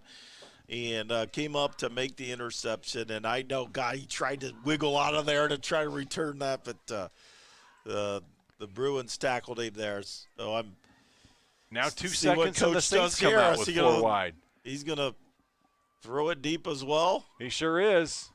Fires it across the formation, looking for Rustin in midfield, incomplete. It might have been setting up a hook and ladder because Minix was lurking in the background. Yeah. But nevertheless, the Saints go into the halftime break with a 31-7 lead here on senior night. Big things from the Saints in all 3 facets of the game, offense, defense, special teams. And they'll head into the locker room with a 24-point lead. We'll step aside, be back with our halftime show. You're watching Bishop Dwenger football on BDHS Media Productions. Nove Corp started making trailers in 2001 with the idea to offer quality products and great service, recognizing that suppliers, employees, and community are all important to success. Since then, Nove has enjoyed 15 years of continuous growth. Their purpose is to create opportunities for people to make their lives better and to leave a legacy of positive impact. Living the values of character, a service mindset, and a drive to improve, Nove is one of the best trailer manufacturers in North America. At Nove, value matters. Are you stressed due to your financial situation? Is debt ruining your marriage or relationships? Are you having a hard time making ends meet? We can help. SMA is a preferred Ramsey coaching consultancy that offers insights, strategies, and a pathway forward to financial freedom. Real advice, personalized solutions, and a real way to find peace and grow your bottom line.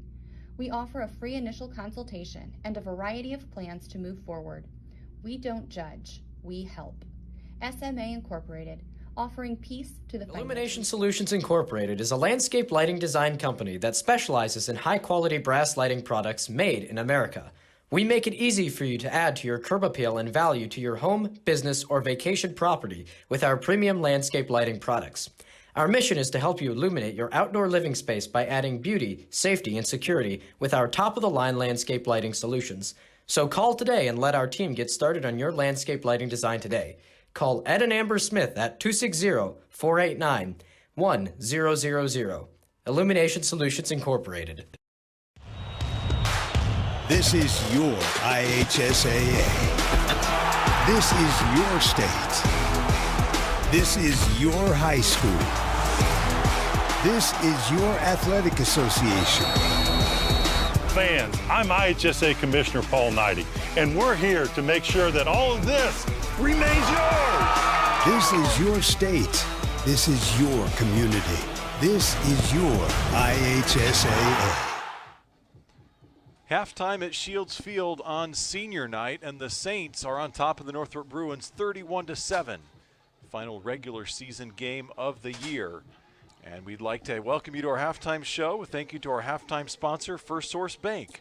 Are you ready to take a big step forward in life and set up your own bank account? First Source Bank has the perfect option for students. Our e-student accounts are simple to start, and they're designed to help you begin your financial journey. Check it out at firstsource.com. That's 1stsource.com. Well, Kevin, you got some first half stats as we take a look at the numbers here. Yeah, from a passing standpoint, Owen Zimmerman was 2 of 5 for 43, with his longest being at 25, and then Braxton really good, 5 of 9 for 40 yards. So just about 83 yards passing, but we didn't need to pass the ball that much. We just had over 100 yards rushing with Teddy Steele, 5 attempts, 47 yards, and then Carter Minnick's 6 attempts for 22 yards. So really good job on the rushing attack tonight. And then receiving, Preston Ross leading tonight, 4 catches for 54 yards.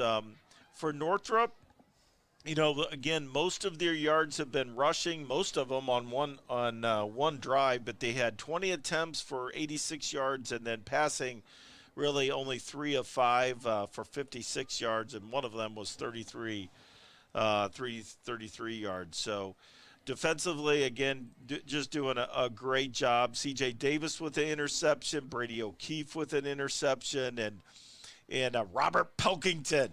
Pelk, I can call him Pelk.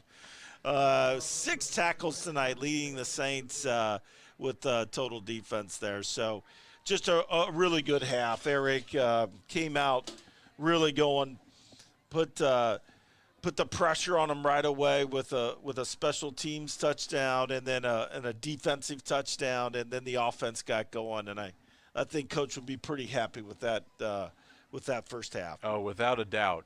You got all 3 facets clicking. Your offense gets the ball going on the ground game. They get the pass game going late in the first half. They get a 2-minute drill scenario that they're able to capitalize on. And that's, when you come into this game, we mentioned those things you want to try to do tonight. Execute on offense, check. All right, minimize the mistakes, turnovers, penalties, check. And, of course, keeping everyone healthy and check. So the Saints have been doing everything they want to do, and you get a feeling in the second half it's going to be all about the seniors. It's going to be about getting that run game going and just churning out a nice victory to cap off your regular season.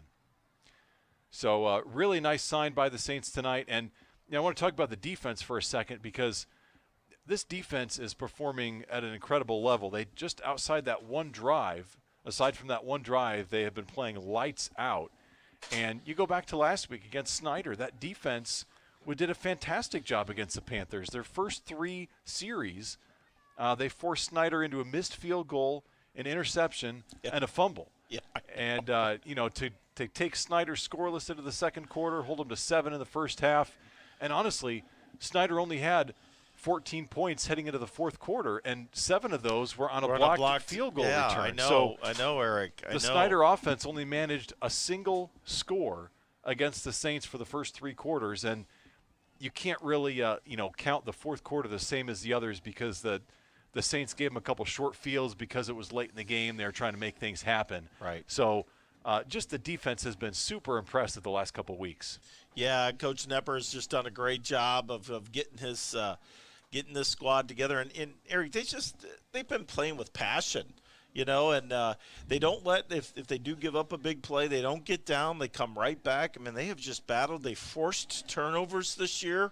Yeah. Lots of interceptions. Some, tonight with fumble recoveries. And, man, they've been the backbone of this team the whole year. They've been consistent, and they've really been a outstanding job. When you think about the Carroll game even, right. There was a time there where, they had held them in the first half, to 14 points. And, and ended up that, not scoring and giving up 28, but we were right there, in the first half with them too. So right. I couldn't agree more. Yeah, the defense has kept him in some of these big games, and of course we realize you have to score the football too, and the offense has been progressing under Braxton Burmis. But, you know, just to address the elephant in the room, we know that the Saints got shut out last week. We know, at least I shared with you, Kevin, that it was the first time since 1977 that the Saints have been shut out twice in a season. So, you know, it's never something you want to see, but first off, that number is really impressive that the Saints go 45 years without getting shut out twice in a year in the same season. But on the other side of that, you have to look at the teams they're getting shut out against. And when you're talking about Snyder and Carroll, you got two of the premier defenses in the state. They've combined this year for 7 shutouts between the two of them. And when you look at what they're giving up this year, Carroll, 7.5 points allowed per game. That's second in Class 2A. Snyder giving up 9.3 points per game. That's first in Class 5A. And in the entire state, they're both ranked in the top 13. So this is by no means something that the Saints are alone in, that a lot of teams, when they've played those Snyder and those Carroll defenses this year, have struggled. And the Saints performing admirably. Yeah, and you got to remember that also, you know, on those games that we didn't score, we were driving the ball on both of those. And, you know, whether it was not a timely penalty or, you know, a mistake here or there, but it's not like we weren't driving the ball and had opportunities to get the ball in. And I will give you a stat, Eric, that 77 team that got shut out twice, they played for a state championship the next year in 78. So that there were some good players on that team as well. Right. So you got to take your lumps along the way, right? That's how you learn. That's how you grow. And there's been a lot of growth on that Bishop Dwenger sideline. We're going to take a break and be back and check in with some scores around the area. Watching Bishop Dwenger football on BDHS Media Productions. The Bishop Dwenger Spirit Shop is your home for all official saintly swag. With new items arriving weekly, the Spirit Shop has something for everyone. From uniforms and accessories to gifts and game gear, the Spirit Shop can outfit the entire Dwenger family for any season. Located on campus in the gymnasium, we are open Wednesdays from 10 a.m. to 2 p.m. and 3 p.m. to 6 p.m. or online anytime. Support your Saints in style and visit the Bishop Dwenger Spirit Shop. Lean on me when you're not strong, and I'll be your friend. I'll help you carry on, for it won't be long till I'm gonna need somebody to lean on. Welcome back to Shields Field. Halftime, 31-7 Saints, and we're going to send it down to Sean McBride. Sean? All right, Eric, thanks very much. Just an update from around the area. We've got Northside last check 21-7 over Concordia. Homestead is blanking Southside 42-0. Shocker over on the south side as well. Wayne 8-7 over Carroll, and Snyder 17-7 over Lewers. And last time we checked, Norwell was over Columbia City 14-3. Don't really have too much of a halftime show here, guys, on my behalf. Nobody seems to want to talk to me, which is perfect because I actually want to talk to our sponsors, our advertisers, and offer up a huge thanks for the good folks that have supported us financially at BDHS Media. You know, guys like the DeHaze Group. I don't know exactly what they do. Maybe Kevin can fill us in a little bit later on that. But guys at Fort Fresh, Illumination Solutions, Evans Toyota. Again, I know I'm going to miss some of them, and I sincerely apologize about that. But it's these small businesses that make efforts and enterprises like BD Media a success. So, again, I can't thank them enough for their support. And also, too, if you're a small business owner out there and would like to support BD Media for the upcoming basketball season, give us a call. Call the development director, Katie Slee. She would love to talk to you about what's available and how to support our kids. I think our viewers can attest that over time, the kids that have been involved with BD Media have shown tremendous improvement from the first game of the year to this one, and hopefully beyond. So it's a great thing that you and Kevin and Parker Knoll are doing up there continually week in and week out to help these kids grow in their skills and have fun while doing it. So that's the update from the sidelines down here tonight, guys. More to come in the second half. Thanks very much, and back up to you. Thanks so much, Sean. And just to echo what you said, I mean, we could not do this without our sponsors, without all of you supporting us financially, and just the opportunity that's given some of the students to get involved. And it's something that they continue to get more involved with.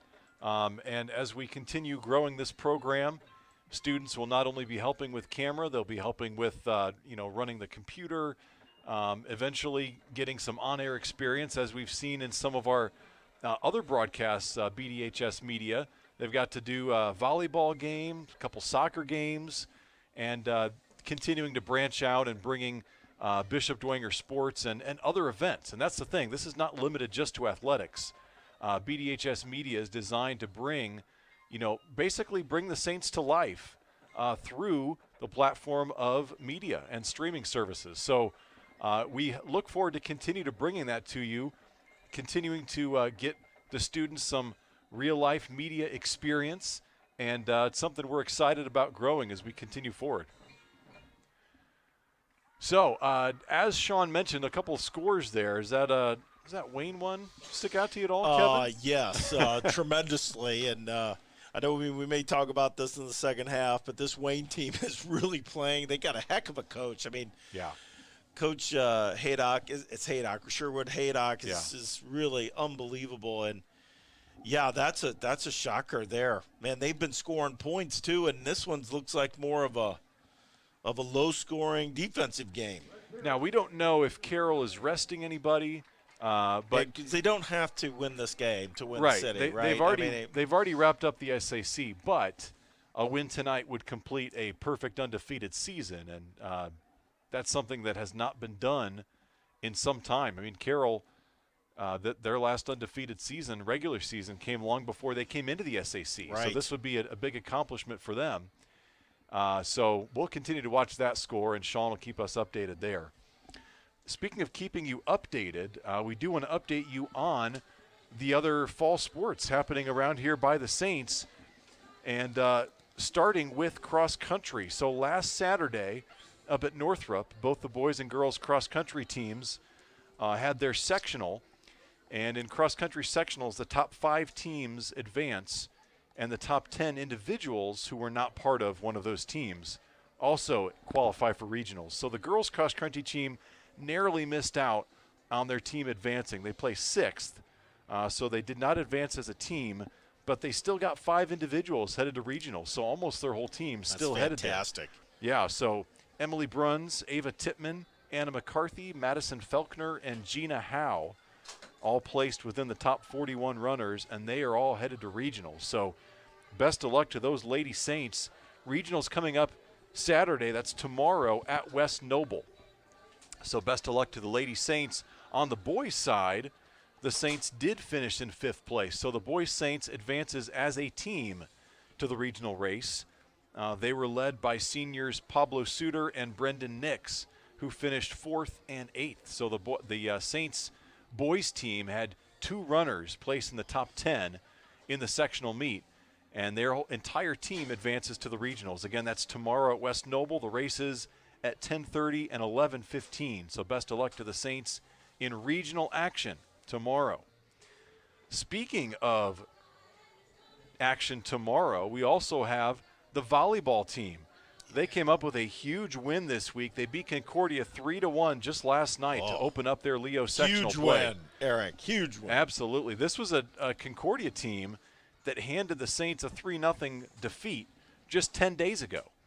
So the Saints completely turned that script around. They came in with a 3-1 victory, and we'll talk more about that in a second. Right now, it looks like Sean has coach down on the sideline. Let's see if we can check in with Sean and get some thoughts on that first half. Sean, take it away. Thanks very much, Eric. I'm down here with Coach Garrett. Coach, all 3 phases running like a V8 motor tonight. What was your message to the team during halftime? I think stay the course, right? I mean, this is about, you know, the start of getting ready in 2 weeks from now. So, you know, stay the course, finish it with class, do the right things. Let's honor our seniors tonight. Well, hopefully we're in a situation where we can get everybody in. So tell us a little bit about your senior class. This is the last time, you know, their final home game, and you've got a tremendous batch here in the senior class. Yeah, it's a special group. I mean, I've said it from the beginning, all the way back to January, June. They're the closest group I've been around. I mean, from top to bottom, and you know, 4 guys are out with season-ending injuries. You know, at least maybe one might come back, but it's, you know, it's one of those things. There's been a lot of adversity, but they've stayed the course, and you know, they're still hungry, man. Oh, yeah. I mean, the 3 losses we've had we've been pretty painful, and you know, it was a great week of practice. They were excited for tonight. I mean, we said to be out of the locker room at 45, and they were out there at 38, so they were ready to go tonight. Fantastic. And a score for the young signal caller to start. Yeah. What do you think about young Mr. Zimmerman? I thought he did well. Well, let's be honest. It was a boot to Rustin, the senior, and Rustin kind of went the wrong way, and Zim handled it pretty well. So that's the truth behind the story. That's the rest of the story. All right. Good luck, Coach. Thank you. All right, Eric, back up to you guys. All right. Thank you, Sean. The truth comes out. They were looking for the senior after all, and Zimmerman took it in himself. That's awesome. That's what people don't see, Eric, Right. sometimes in the stands. They're like, oh, that was a great boot run, and it wasn't even a boot run. It was supposed to be a boot pass. Zimmerman handled it so well that it appeared to the naked eye that it was an intended quarterback run, and hats off to Zimmerman for taking that in. So just to continue that thought about the volleyball team, Kevin, they coming up with that victory over the Cadets. They're going to face the host Lions tomorrow at 12:30 in the sectional semifinal. If they win that match, they'll be playing in the sectional championship match tomorrow night. Right. It's Coach Olivia Current's first year as the volleyball coach, and it's as tough a sectional as you're ever going to be in volleyball with Angola, Leo, and Concordia and Dwenger all together in one sectional. It's been like that for years, and that's just a huge win. And I know that they'll be ready for Leo tomorrow, and hopefully they're playing somebody in the sectional championship Saturday night. Well, best of luck to the Lady Saints tomorrow. Again, both cross-country teams in action at regionals, and the volleyball team taking on the Leo Lions in the sectional semifinal. So we wish them the best of luck. Now, we've got some tournament to talk about with the football team, Yes, too. we do. Sectional draws came out on Sunday, and the Bishop Dwenger Saints play none other than the Snyder Panthers to open up the sectional play. Now, of course, the Panthers won here at Shields Field 28-0 last week. They're going to come back to the scene of the crime and play the Saints here at Shields Field. So the Saints will have their 3rd straight home game and will open up their tournament play on their home turf. You know, you have to mention last year what happened, the Saints losing in the regular season, flipping the script, and beating the Panthers in the sectional. What are the chances they do that again? I mean, this is a tough Snyder team. What do the Saints have to do well to have a shot at the Panthers? Yeah, and they're going to remember that last year, and I'm sure Coach Tittman's going to bring up that about 10 times here in the next 2 weeks. Right. But, you know, here's what I know. I know that the Saints are going to play well. Yeah. I know that they're going to be ready. They learned from that first game, and they're going to play. They're going to play really well. And can they do it? Absolutely, 100%. Can they beat Snyder? Yes, they can. And they're going to prepare well, and they're going to be ready to go. But Snyder is a really good football team, and their defense is a little bit different than it was last year. And we'll have to see. But that's why we play them. That's why you got to play them. And you know, I do know this, that we're going to be ready to play, and we're going to play well.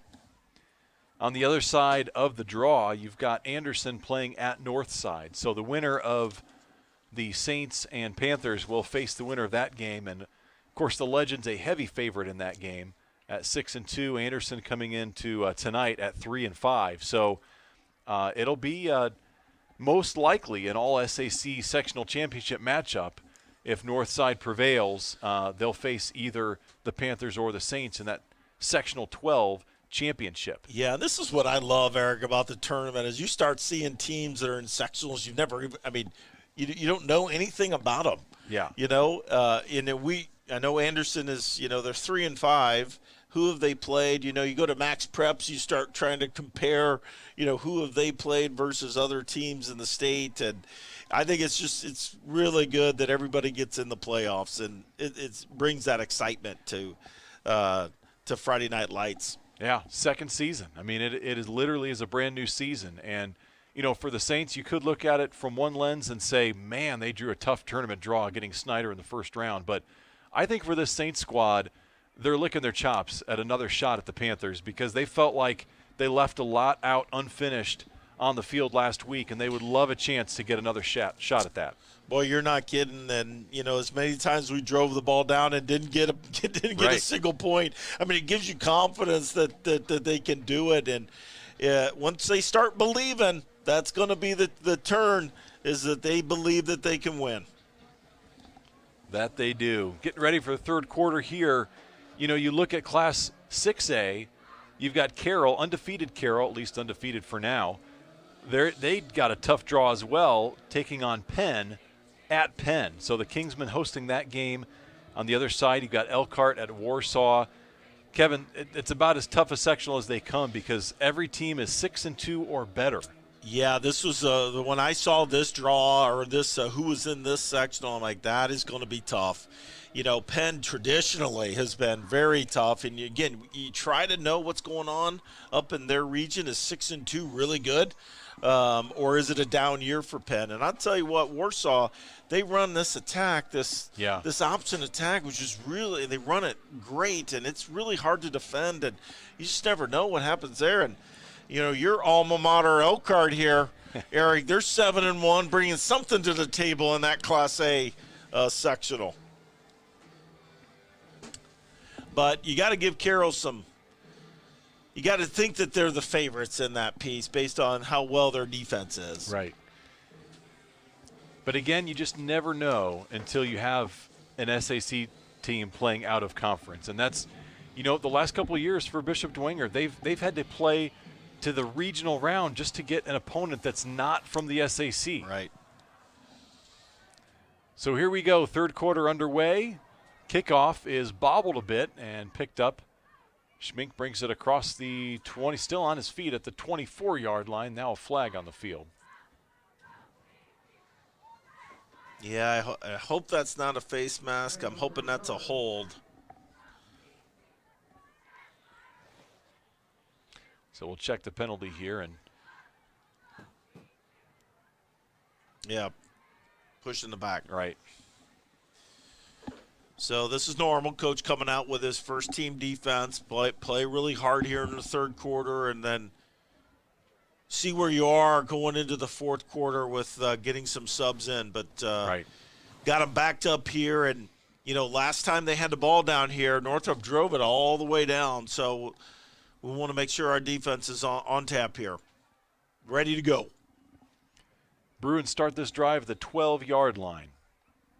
They'll come out in an I formation. Here's Bates. Pitches it back just before he goes down, and Freeman up to about the 14-yard line, pickup of 2. Yeah, that's how you cover this belly option and attack the quarterback, make him pitch it, and then good tackling on the outside.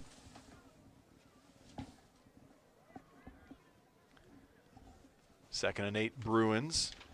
Bruins offense trying to get something going here. They've had a tough time finding the end zone all season long. They've never scored more than 17 points this season.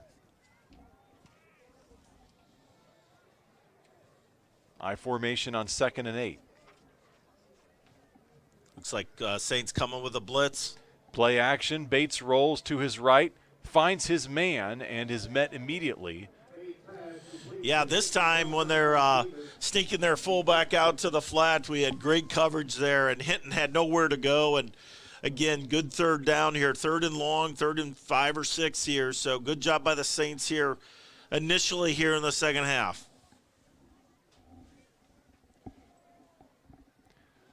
Saints trying to force a 3-and-out and get this football back with great field position. They've had excellent starting field position all night. Start a lot of drives around midfield, about the 45-yard line. Let's see if we can get some pressure on him. Yep, showing blitz. Here they come. Yeah, they're going to go Gets deep rid of the here. football, looking deep, and it is caught. Unbelievable catch. It is pulled in at midfield, and that's Matt Morgan, their big play wide receiver, did it in front of a couple Saint defenders. Yeah, and this has been their best offensive play, is just throw it up to Matt Morgan. And, man, the Saints have two guys there, but Matt Morgan makes a better play. Yeah. But we got to get better at that. Those things we cannot do moving forward into sectionals. So Morgan just doing a great job of playing those balls, and Bates putting them where his receiver can get it. Here comes Freeman. He's across to the 45-yard line. So pick up of 5 yards on first down. Yeah, Franklin Bader coming in from his defensive line position there, making the tackle. Again, this Northrop Bruin team, even though they're down 31-7, they're still playing hard, Eric. That's one thing that Coach Brown's got them doing. They have not given up, and we've seen that out of Northrop teams in the past. This team is not doing that. They're running hard, playing hard. Pitch on 2nd and 5. Freeman looking for the edge. He eludes a couple defenders in the backfield and gets back to the line of scrimmage. That's it. Yeah, Ryan Groves coming up from his safety spot really disrupted that play, strung it out, and nowhere to go for Freeman that time. You talk about getting players to continue to play at a high energy and effort level, and that is hard to do after you've lost 6 games in a row. Yeah. And down 31-7 at half. I mean, the Bruins come into this game on a 6-game losing streak, and that's their longest since an 8-game skid back to the 2013-14 season. So this is, it's a team that has not had a lot of winning seasons in recent memory, but the losing streak they've endured right now still is the most significant they've had in about 8 years. And just to get the team continuing with the effort, you got to give a lot of credit to Coach Bowen in that situation. Yeah, and in their sectional, they're probably in one of the tougher sectionals too, with Fishers and Hamilton Southeastern coming north along with Homestead. So, it's going to be a tough sectional there for them as well. Yeah, Northrop is hosting a 5-3 Fishers squad. And on the other side of that sectional, Homestead, who's on their way to a 5-4 mark at Southside tonight, they'll be at Hamilton Southeastern. Oh, my gosh. Dowse How with about a that? Fumble recovery for Dowse. That's awesome on senior night. So the big-time senior coming up with a big-time play, and he gives the football back to the Saints.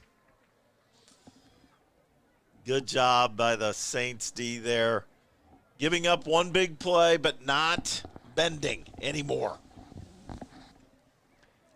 And just like we mentioned moments ago, it'll be excellent starting field position. The Saints on the 47-yard line to open up this possession of the second half. And they've got is that Braxton back in there? No, I tell you what, that is that's number 74 as the quarterback. It sure is. He's going to hand it off, and it's fumbled. He was trying to make a play there and hand the football off. Zach Suvar. He's a senior defensive lineman, 5'8", 225 pounds, and he's taking the ball underneath center, trying to get some of these seniors into the game. How about that? The PA announcer announces Zach Suvar's name, and the Saints faithful and sideline gives out a big cheer. I mean, this is jumbo package here, including your quarterback. Every bit of jumbo. Suvar tries to hand off this time. Again, it's bobbled, and it's taken forward for a gain of maybe 1. I don't know what he had to say to Coach Garrett to get him in there playing under center. Yeah, and I think it was 64. It was that Ethan Pfluger with the run there. He's in the stat book, Eric, forever. A yard rush. Well, this is awesome to be able to give the seniors a gift like this. I'm sure they've been lobbying all season long. Coach, give us one series. Another handoff, and how about this? up for another gain of 1. That time on the rush was Thomas Geisinger, another lineman, senior, 6'5", 310, totes the rock for a yard, and he is in the record book. You don't see that very often, but that was pretty cool. That's awesome. Coach Garrett jumping up to give him a chest bump and then thinking better of it and his 310 frame. 4th and 8, and that was one of the more entertaining 3-and-outs that you'll see. Good punt by Moran, and get a tackle here. Don't let him outside. Trickles down to the 11-yard line, trying to escape, dancing his way across the 20. And some nice piece of footwork takes the Bruins up to the 24-yard line. That was something out of nothing.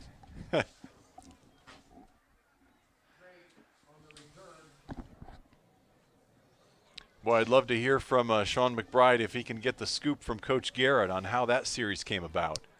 You would think that they would have had to practice that. Just a snap, Eric. Just getting a snap is – you got to understand that piece. But I'm gonna have to do that a little bit later, guys. I'm wiping my eyes with tears here, seeing the big uglies behind center.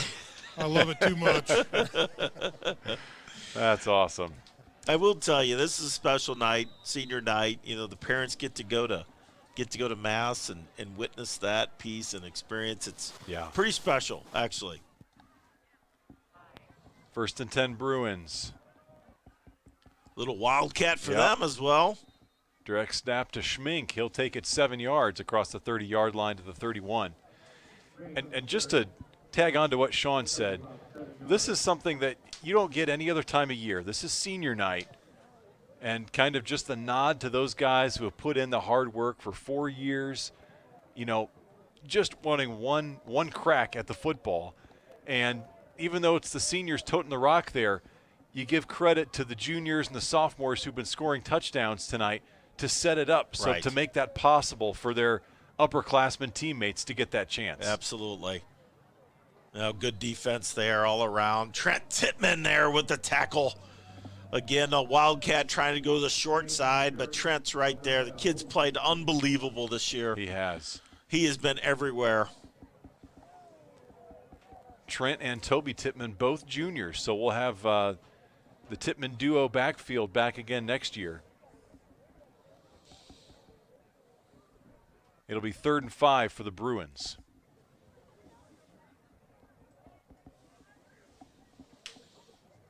Let's see if they did. I didn't see if they brought their quarterback back in.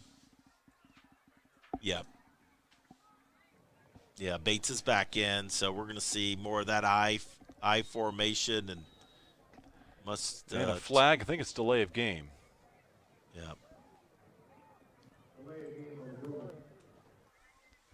You got to give Coach Brown or Coach Bowen, coming over from Snyder where, things are been clicking for years and trying to change a program that, for years, Eric, Saints fans always said, I cannot believe they don't have a better team. Right. With as many kids as they have in that school. Bates chucks this one down, looking for somebody, cannot find anyone, and it's going to be 4th and 10. Yeah, it's a Bruin squad. Of course, Jason Dorfler was here for the last 8 years and was building some momentum. They never reached the point of having a winning season, but they did have, I believe, a 5-6 year, which, in the SAC is not too shabby. And what they're trying to do now is to avoid a sub 2-win season. They've had at least 2 wins every year, dating back to 2009. A fumble on this snap. The ball's up for grabs, and regardless of who recovers this, it's going to be Saints football inside the 10. Again, good pressure by the Saints, and we talked about the punt snapper not being accurate sometimes, and it came to fruition there, and the Saints were all over it. Rob Pelkington making the play in the backfield, and the Saints will have a 1st and goal to start this drive at about the 7-yard line. Yeah, and Coach coming out with his traditional offense here with Zimmerman at quarterback. I could see him trying to punch this one in here and then been able to substitute at will, I would think.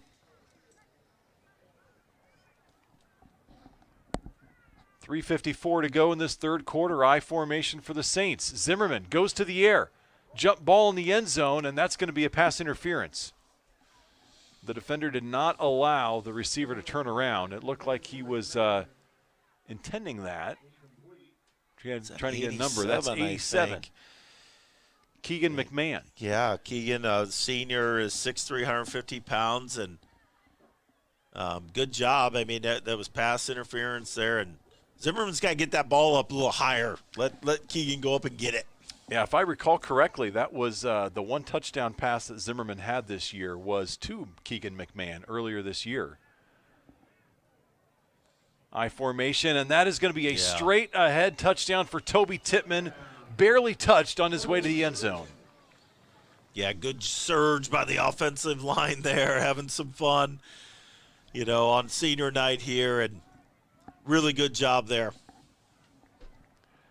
So touchdown Saints, that makes it 37-7.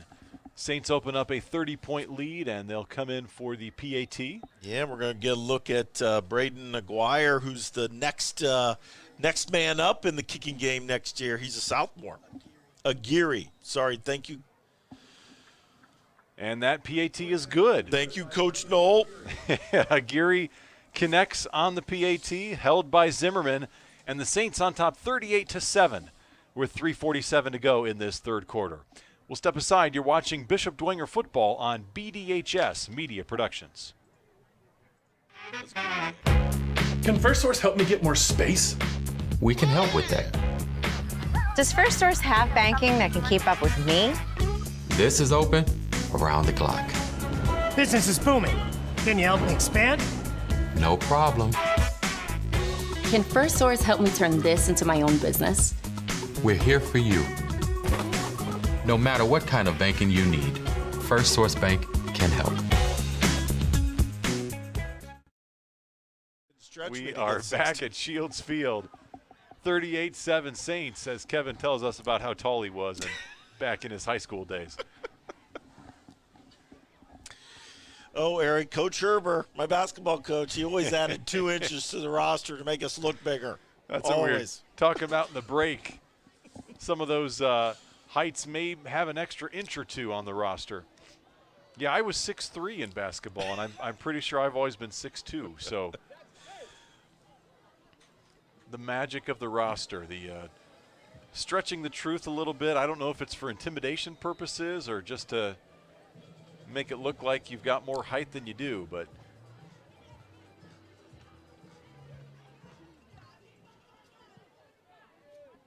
good kick, Joe. Yeah. All the way back to the 1-yard line. He's had a number of those fielded at the 1, and this time on the return up to the 20-yard line go the Bruins. Yeah, I was Hinton back there. Yeah. He's a load being a return man back there. But Saints, good coverage. Again, keeping them right around the 20-yard line. Let's send it down to Sean McBride. Real quick, guys, now that we're back to reality. Carroll, 17-8 at the half. So it looks like that Wayne lead evaporated after a touchdown and a quick field goal to end the half up there. So back up to you tall guys. Thanks, Sean. We'll give you a good number on your roster. Here's the first down rush. Freeman cuts it back, and he'll fall down just short of the 30-yard line. He runs the ball so hard. He does. And he's getting up gingerly there.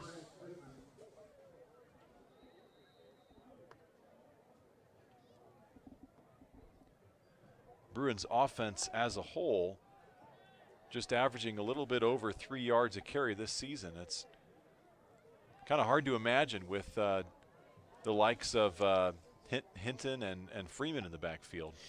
Yeah, and again, I know we've talked about this, but man, it's just so hard. They're so young on that offensive line. Two sophomores, a freshman, one junior, and one senior. I mean, it's just in this conference, it's going to be difficult when you've got that much inexperience.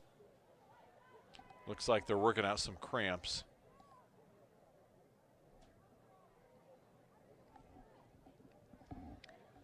So the Saints with a 31-point lead here with 3:23 to go in the third quarter. You got to believe this might be the last series for some of these starting defensive players. Yeah, it looks like they're starting to sprinkle a few in. I'm seeing some number 52 is out there on the defensive line, and that's Gunnar Peters. He's a senior, and I think another one, number 35, is Derek Newhouse. His dad, Brad, is the one that gives us all the stats at the halftime and at the end of the game. So it's good to see as he's starting to sprinkle in some of these seniors that haven't got a lot of time this year. This is what's great about the program is you got guys that stay with it all the way through, even though they don't play every week. Right. It's a testament to this coaching staff and the community of Dwenger. Here goes Hinton through the middle. Rumbles up to the 45-yard line. And to your point, Kevin, it's just a testament to the culture that is built here at Bishop Dwenger, because some of those guys that go 4 years without really ever seeing meaningful snaps, they know that they have value in this program beyond just stepping on the football field under the lights on Friday night. Yeah, and it's not like they're not in the weight room with everybody else, right? And they're not at practice, and they're not Somebody's being the got scout team. Right. You know, they're working as hard as the starters. Speaking of working hard, how about that rush by Janillian Barksdale Wilson carries the football. Picks up about 7 yards. But, yeah, I mean, that's a great point that the starting defense has to go against somebody in practice. I mean, the second string is just so vital to the growth of your football team. 2nd and 3 Bruins, I formation. Bates gives to the first man through, and he'll take it up close to the first down marker. That's Hinton on the carry again.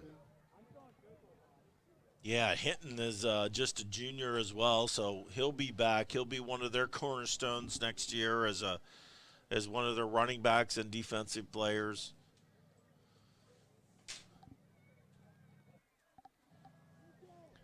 That is just enough for a Bruin first down as we tick down to 1.5 minutes to go in this third quarter.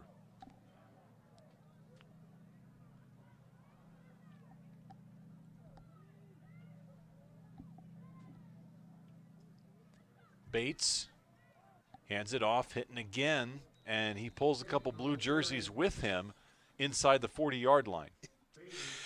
Trent Tippett is just still, he plays so hard every down. He just is he's just a great player. He's just playing his heart out. Doesn't matter. He doesn't even know it's 38-7.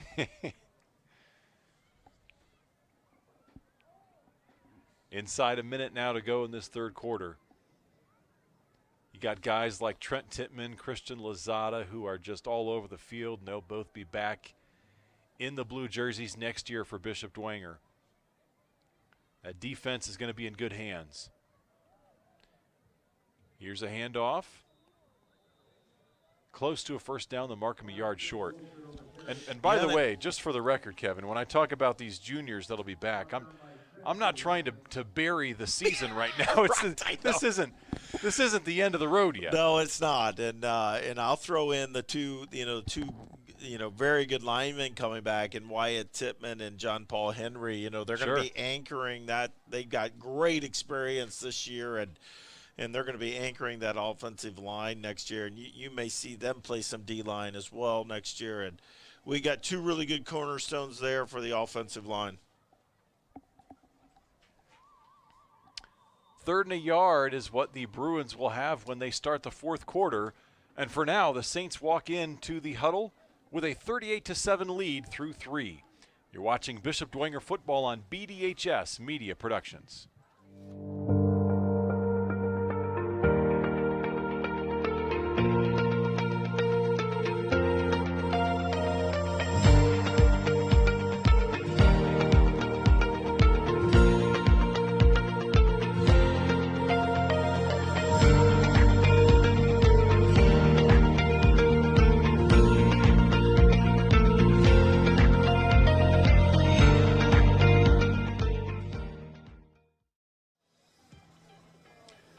back at Shields Field. Fourth quarter set to begin, and we'd like to remind you, Sean mentioned our sponsors at halftime, one of them Fort Fresh Vending. Step up your snack game by offering healthy and delicious options from Fort Fresh Vending. Find out how to get a free vending machine from Fort Fresh Vending in your business or school. They are Fort Fun's fresh snack provider.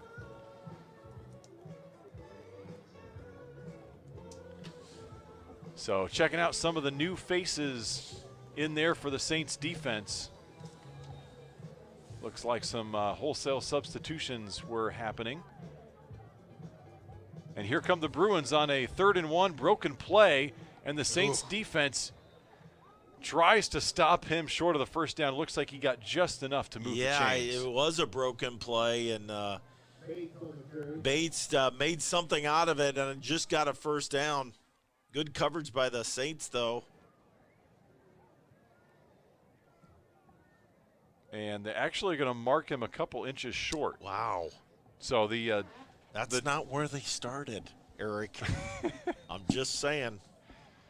Yeah, the line judge at the top of your screen motioned the chains to move forward, but the white hat said, "Whoa, not so fast." I'm a Saint fan through and through, but that was not a good spot. No, it was not. And actually now, it looks like they might be measuring.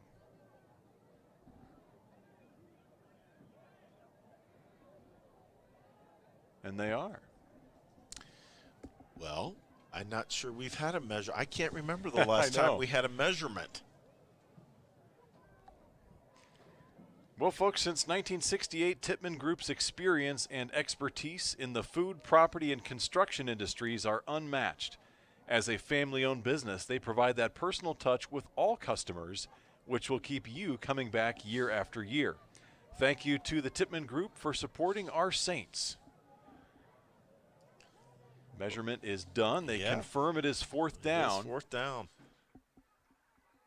Just a couple inches to go, and of course the Northrop Bruins keep their offense out on the field. Yeah, I would look for a quarterback sneak. This quarterback is good, strong, or give it to Hinton. Bates gives it to Hinton. He is through the line on his feet inside the 20, 15, 10, 5, and Hinton takes it all the way to the house for a touchdown, 36 yards on the scoring scamper. Yeah, good strong run. I mean, once he was through the initial line, I don't think anybody was going to get him. So he takes it to the house. That puts 13 points on the board for the Bruins. Lining up for the PAT.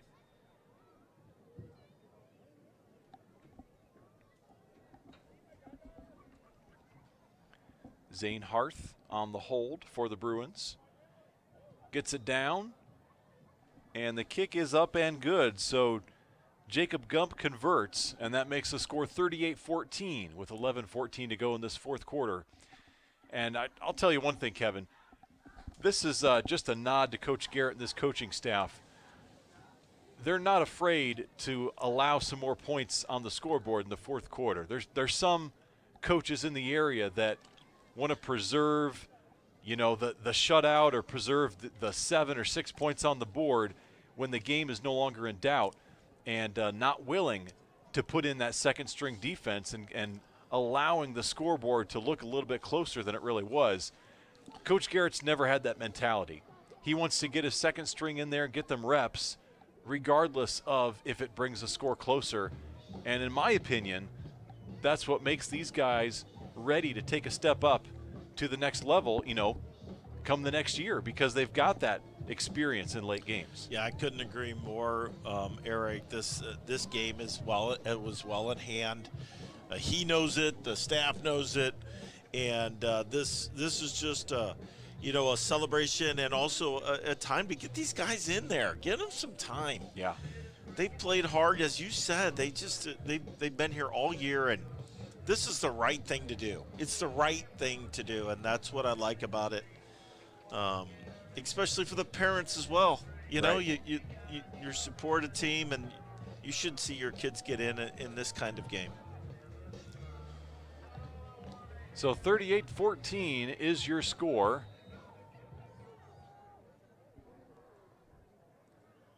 Gump is going to kick this one away. And they'll squib it once again. Off the hands of a Dwenger player, and looks like the Bruins got the football back, and they do.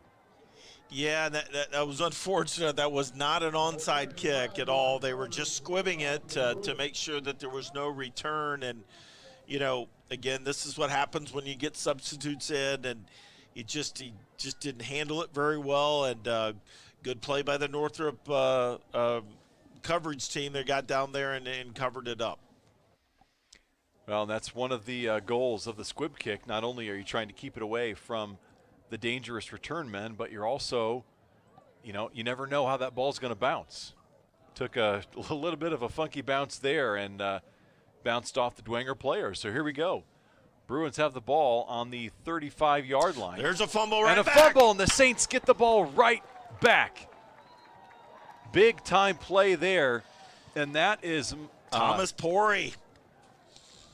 Great job. Execute coming right in, and there was a bad handoff where he got a hand in there, but he made the play as well. Great job, Thomas. Yeah, Thomas did it all on his own that time. Forced the fumble, recovered the fumble, and he gets the ball right back to the Saints.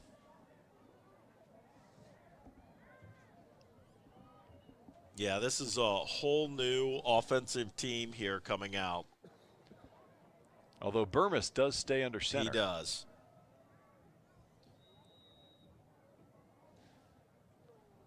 I formation. And the Northrop defense is there. They sniffed that one out. Carrying the ball that time for the Saints, Dominic Yanko. That's a name from the past. Yeah. Dominic's a junior. Gets the call there. Frankie. May have been one of the better defensive linemen to play here at Dwenger. Yep, he's Mr. all over Frankie the record Yanko. book. That's yes, for sure. He is. 2nd and 15 after that loss of 5. Oh. And a nice run there. Yeah. That was a fast-moving play. And trying to catch who carried that football. Just a fullback dive right there that we've seen a lot. And a quick hitter. It got some yardage back there. That was Russell Knipschier. The sophomore getting the carry, I believe, his first carry of the season. Good for 10 yards, and now a 3rd and 5. Burmis under center, man in motion. And they'll pitch it back to nobody in particular. Northrop is there to catch the football and take it the other way. Yeah, that was I don't know who he was pitching it to, but he pitched it right to a Northrop defender. Took it out of the air. Yeah. And so a little bit of back and forth here with some turnovers, but heads-up play by the Northrop defender there. He just snagged that right out of the air. That was Tyrese Menifee coming up with the football. So back and forth we go. Bruins have the football. 9:48 left to go in the ball game. Bates, the senior, still under center as they come out in the I formation. He'll fake the handoff, pitch it. Freeman is there. He's got some green in front of him. 25-20, 15, and is ushered out of bounds close to the 10-yard line.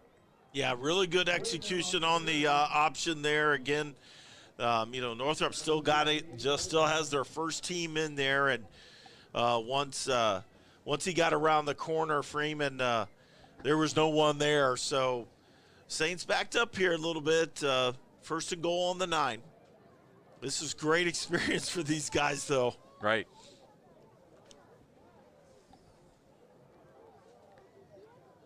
I formation on 1st and goal. Here's a snap around the right side. Freeman looking for the edge. He'll get there and walk in with a Bruin touchdown. So Northrop with back-to-back scores here in this 4th quarter to draw to within a couple scores, 38-20. Now you wonder, do they go for 2?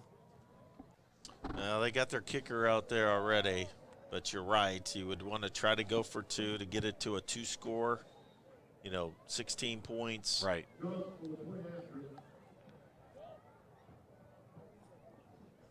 But they'll elect to go the old-fashioned route with the PAT. And good Gump block. is blocked. The Saints are there. Number 72, Thomas Gussinger. Sure. We hope it is. Coach Knoll. We certainly hope so, because he is a senior who just made a play. Yes, he did.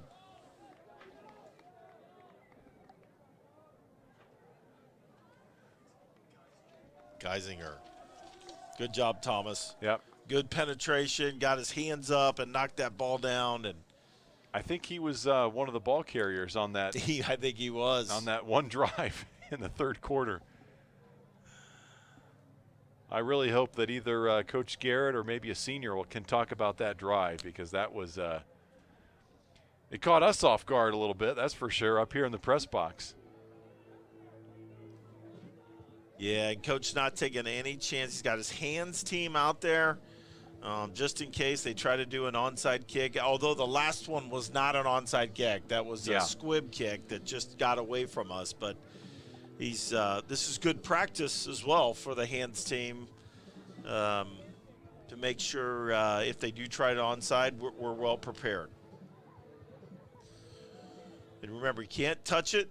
They can't touch it until it goes 10 yards. Right, and which in this case is the midfield stripe. Gump with the approach, another squib. Zimmerman back there picks it up at the 18-yard line. Runs into his own man and is spun down at the 23. Yep, that was good by the hands team. They squibbed it again, and Zim handled it. Let's see if we can get some yardage here on Yep, try to get that run game going a bit. 9:28 to go in the ball game.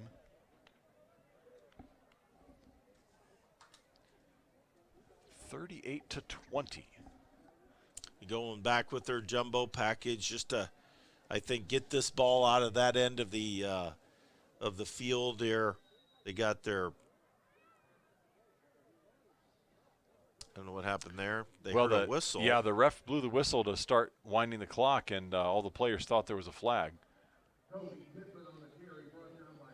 Instead, we've got a 6-yard rush on first down. Toby Tittman. Toby Tittman. I did not expect to see him still in the backfield. But yeah, I think that they just want to move this ball out of our end, get it past the 50 maybe, and then they can make some substitutions here. Right. Well, there's still 9 minutes left, and we're up 18. I know this game's intact, but at the same time, you've just given up 2 touchdowns, right? And you don't want to right. You don't want to let the Bruins all the way back into the football game. Power package with Zimmerman under center. Again, a handoff and just a huge tackle there. Football came out, but they say he's down, and he is down. This does not look good.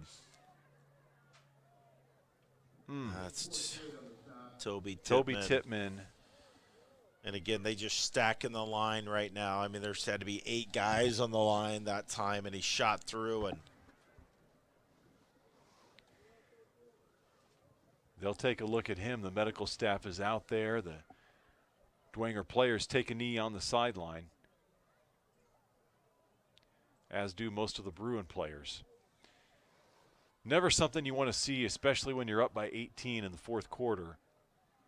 You see your leading runner on the season. And we hope it is not a serious injury. We're going to go ahead and step aside here and be back here after a few moments. You're watching Bishop Dwenger football on BDHS Media Productions.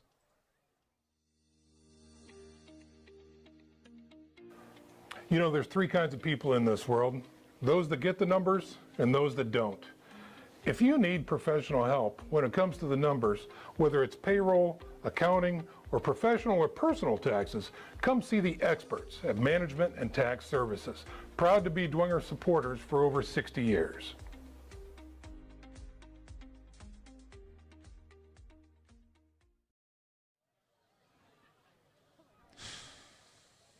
Back at Shields Field, Toby Tittman is being helped off the field, and as you can tell, having trouble putting pressure on that ankle. So we certainly hope he is able to come back. You know, again, the positive for the Saints is that they have a bye next week, being in Class 5A. 5A and 6A have the first week of the tournament with no action. So 2 weeks before the Saints will play again against the Snyder Panthers to open up sectional play. And we certainly hope that Toby Tittman is going to be ready to go for that game. 2nd and 4. Zimmerman on a rollout. He's got some running space across the 30 and up to the 35. Looks like he's got enough for first down yardage, and he does. Yeah, he had Stellan Rustin. He probably could have thrown it as well, but there was no one there, and he stepped it off for a first down. Let's check in with Sean McBride on some scores. Sean? All right, guys, lopsided around the area. Looks like a Homestead final is 49-6 over South. Carroll 24-8 over Wayne. Snyder pounding Lures 45-7. And no update from Northside Concordia, but last we had was 21-7 Northside. Back up to you. All right, thank you, Sean. First down play, Zimmerman again on the rollout, and again he's got some room in front of him. He's going to keep this ball, and now back inside, picking his way through the defense, good for about 2 yards, and then a late flag on the back end. Yeah, they're just trying to catch him. They had a tight end down the I think it was Larriman going down the middle. He is so nifty back there. The play's never over with Zimmerman. Yeah.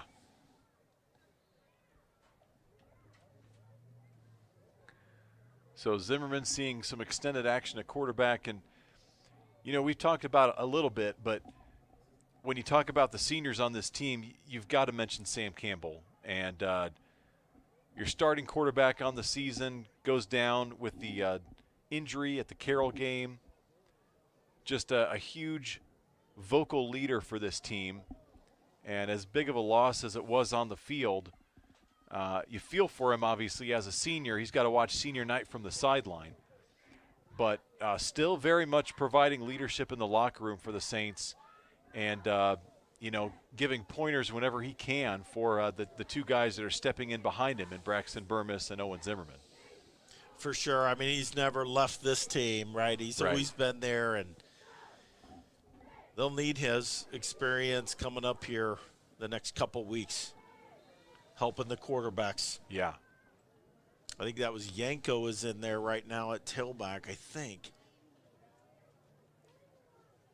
Picks up a couple yards on first down. They were facing a 1st and 18 after the penalty. And Yanko picks up 4. The Saints offense undoubtedly, you know, lost a dimension when Sam Campbell went down because he just brought that just explosiveness in the run game, and really what I was impressed with in the 4+ games where we saw him as the Saints draw the Bruins off sides was his deep ball was so accurate. Yes, and, you know, coming into the season, I just kept thinking, oh, you know, it's going to take him a couple games to, you know, have the speed of the game. He hasn't played quarterback in a while, but that was not the case. Right. He came out winging the ball, zipping it around, and his long ball had been on target and on the run sometimes. Right. And when you had, you know, fast receivers like Carter Minix and C.J. Davis, you just kind of lick your chops at all of the potential there that this offense had. And unfortunately, it lost that added dimension when Campbell went down. Zimmerman again on the run. He can run it. He can run it. He's going to do that. Tuck it and run. 45-50 and all the way into territory. Now a late hit here. I'm interested to see what they call. I don't know if that was a hit to the head, maybe, is what they're going to call, but Zimmerman is not your normal quarterback. He's going to scratch for every yard he can get. Yep, personal foul. I have a hard time seeing that, actually, because to me it looked like Zimmerman initiated the contact. He put his shoulder down, and I think the only reason that there was a collision there is because Zimmerman welcomed it. Yep. He could have just stepped out of bounds at the 45, but instead he put that licking into the defender. Both of them went flying to the turf. So the Saints benefit from the call there, and they'll march the ball all the way up to the 28-yard line of the Bruins. Power formation, Zimmerman under center.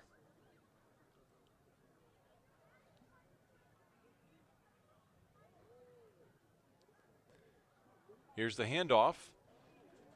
And fighting forward for yardage again on that time was number 43, Luke Harbor.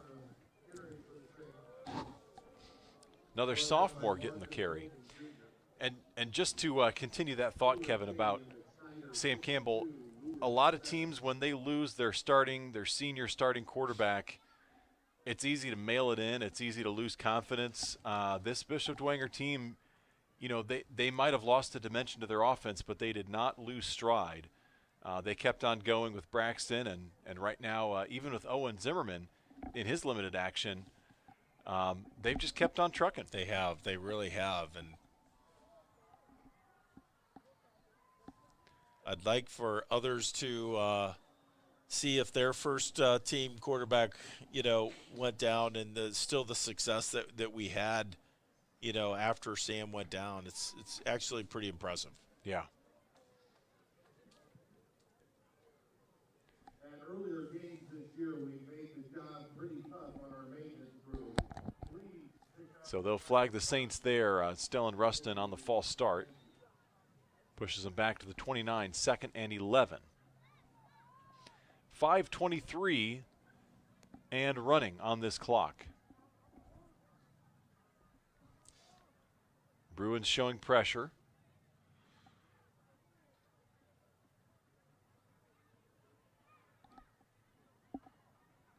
Zimmerman rolls out, got some time. Again, that offensive line doing such a great job. That is deflected down. Yeah, and I know what coach is thinking here. They got so many people up on the line of scrimmage, and, you know, can we get a one-on-one situation? But with this clock about at 5 minutes, you run it a couple times here, it's going to be well below 3. Although now on 3rd and 11, they might go to the air to try to pick up the first and then be able to keep it running on the ground.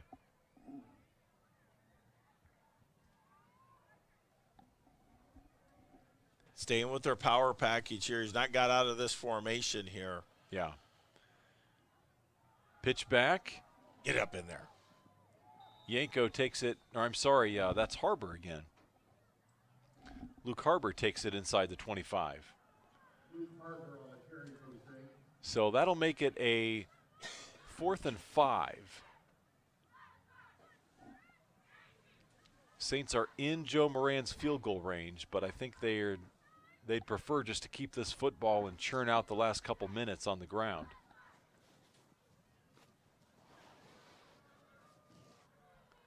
You know, it'd be a different ball game if the Bruins had gone for 2 and converted, made it a 2-score game. This would be a lot more interesting of a decision. But as it stands, the Saints have a 3-score lead, and they will let this clock run all the way down. Take a timeout and just talk about this 4th down. That's what they'll do. We'll take a timeout as well. You're watching Bishop Dwenger football on BDHS Media Productions. You see them everywhere. That preferred auto bumper sticker. All makes and models. You ever wonder why? It's simple. We've worked hard over the last 30-plus years to earn your trust. And with all the unknowns right now in the auto industry, we're still confident in one thing. With over $6 million in inventory, I'm sure we have the perfect vehicle for you. So stop by any of our 3 convenient locations and see what sets us apart from the rest. Preferred Auto. Welcome back, folks. Our Dwenger deal cards, new in 2022, are unlike any other discount card out there.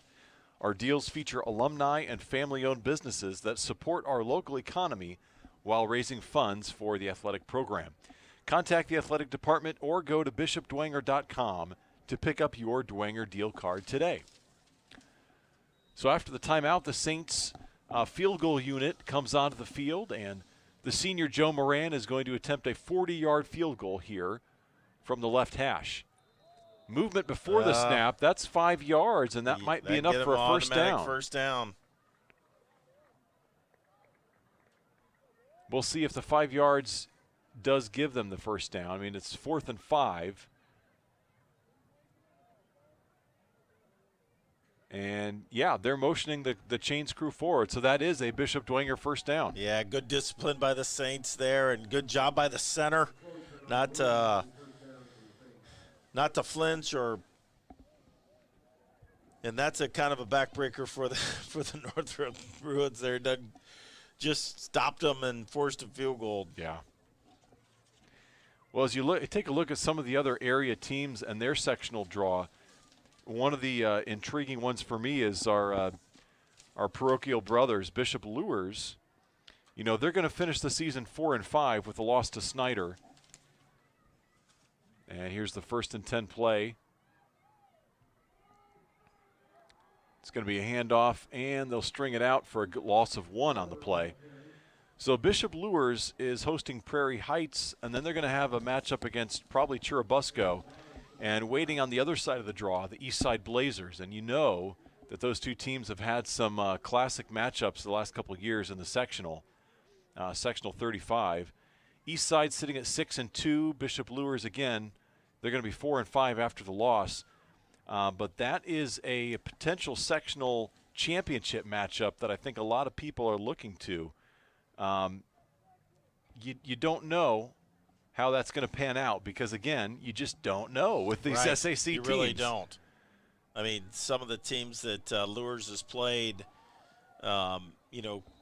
versus the Churubuscos and the Eastsides, it's really, really hard to compare. And, Eastside had a heck of a team a couple years ago, and it was last year that they had made it to semi-state. It's really become a really good rivalry within that sectional.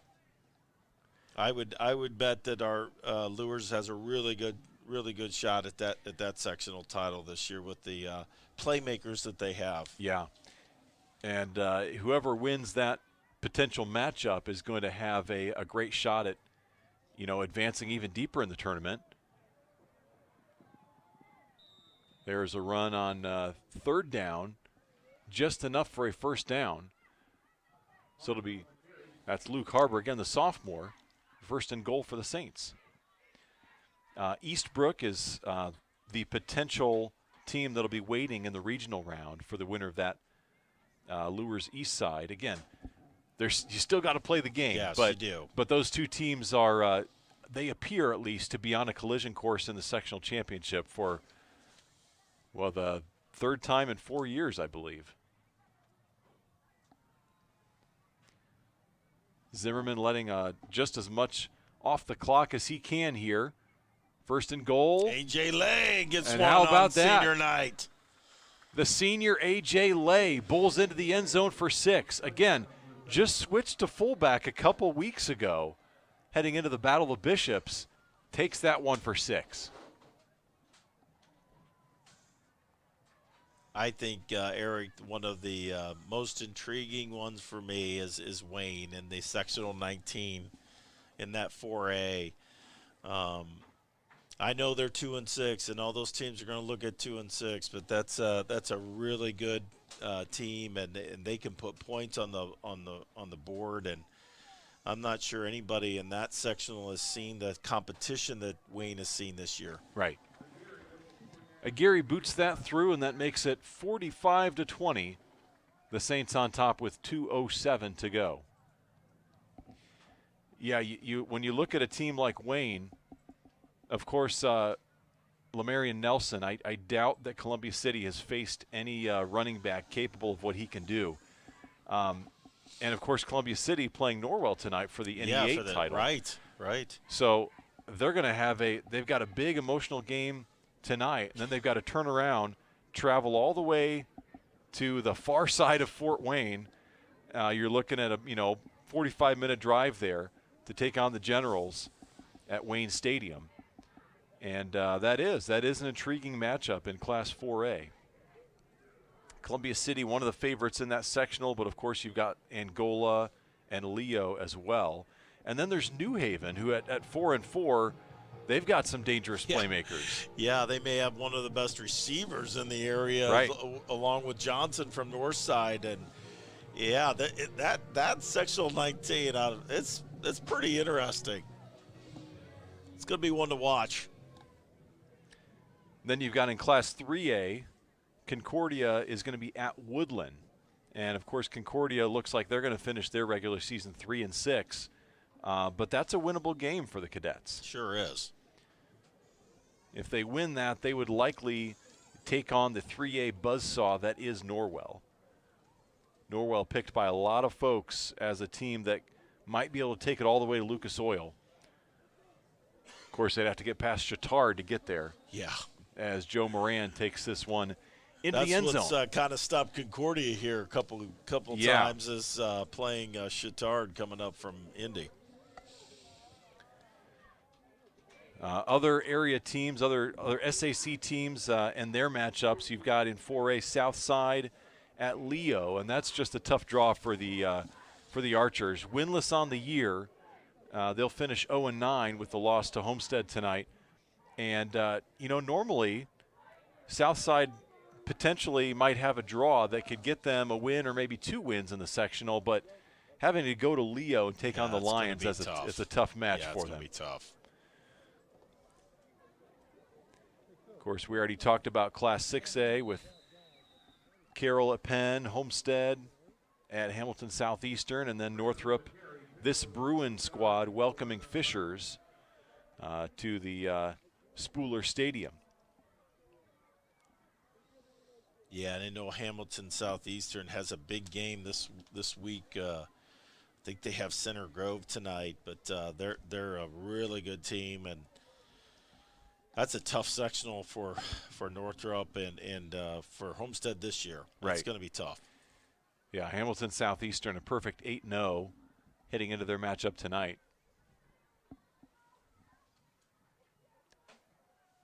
Here's a fumble, and the Saints come up with a football. What was that? Really good penetration. All the way into the backfield and disrupting the handoff. That was 32. Alex Tippmann. So Alex Tippmann, the sophomore, got his paw on the football right as he was making the handoff.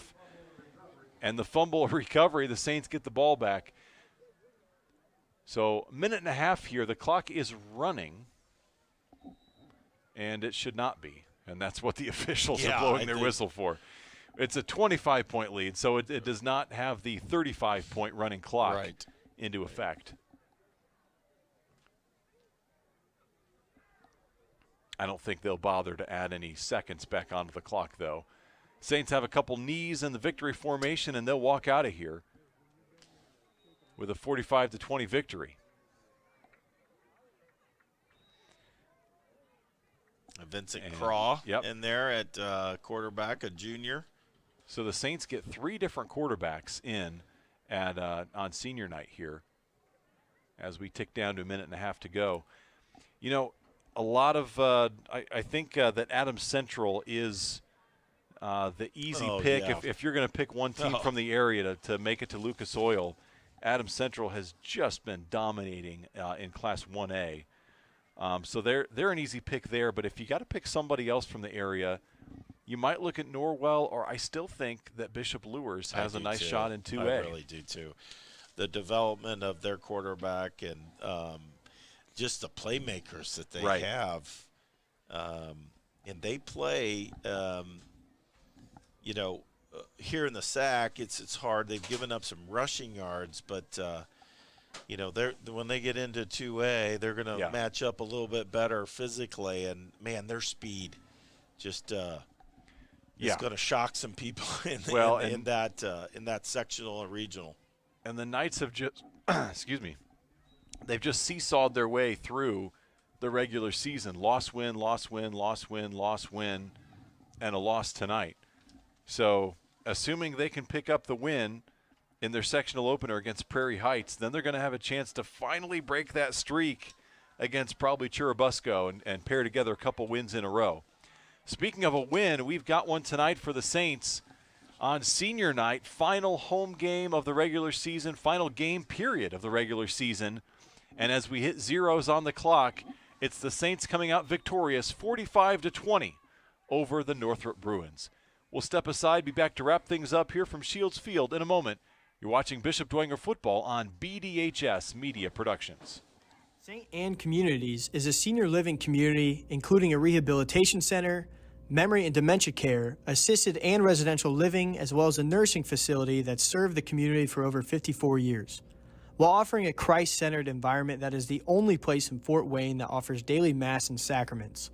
For more information on employment, senior living, or to make a gift to support the first floor renovation campaign, please visit us at our website or give us a call. Hi, sports fans. Sean McBride here, inviting you to try the Barbershop experience. St. Joe Center Barbershop, located at the corner of St. Joe Center and Maplecrest, prides itself on professionalism, cleanliness, and a family-friendly atmosphere. In their third generation of family ownership, they have a combined experience of over 125 years. Give them a call at 485-6981. It's my barbershop of choice. That's St. Joe Center Barbershop at 485-6981. Tippmann Group is a family-owned business that's proud to call Fort Wayne home. We build cold storage facilities all around the United States, run one of the largest cold storage companies in the nation, and lease office space in Fort Wayne, like inside the Lincoln Tower. Hi, I'm John Tippmann, president of Tippmann Group, and our family has been part of the Bishop Dwenger family for many years. We are a proud supporter of Dwenger Athletics. Go Saints! We are back at Shields Field. The Saints coming out victorious against Northrop, 45-20 on senior night. And Sean McBride is standing by with one of those seniors down on the field. Sean, take it away. Exactly right, Eric. Down here on the field with young Mr. Dowd, senior leader for the Big Uglies up front in the Bishop Dwenger Saints offense.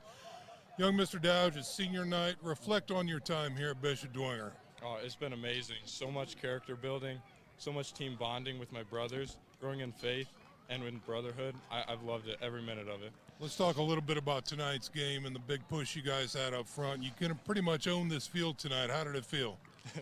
It always feels good to dominate. It was really fun, for sure. Good stuff. Now, you got a couple weeks off.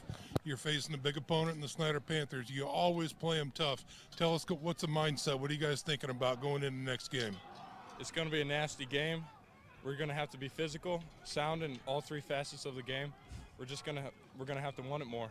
There you go. Good luck, and thanks very much for being with us. Thank you. All right, gentlemen, one of the big uglies up front, young Mr. Dowd, heading into the locker room after the big W. Back up to you. Thank you, Sean.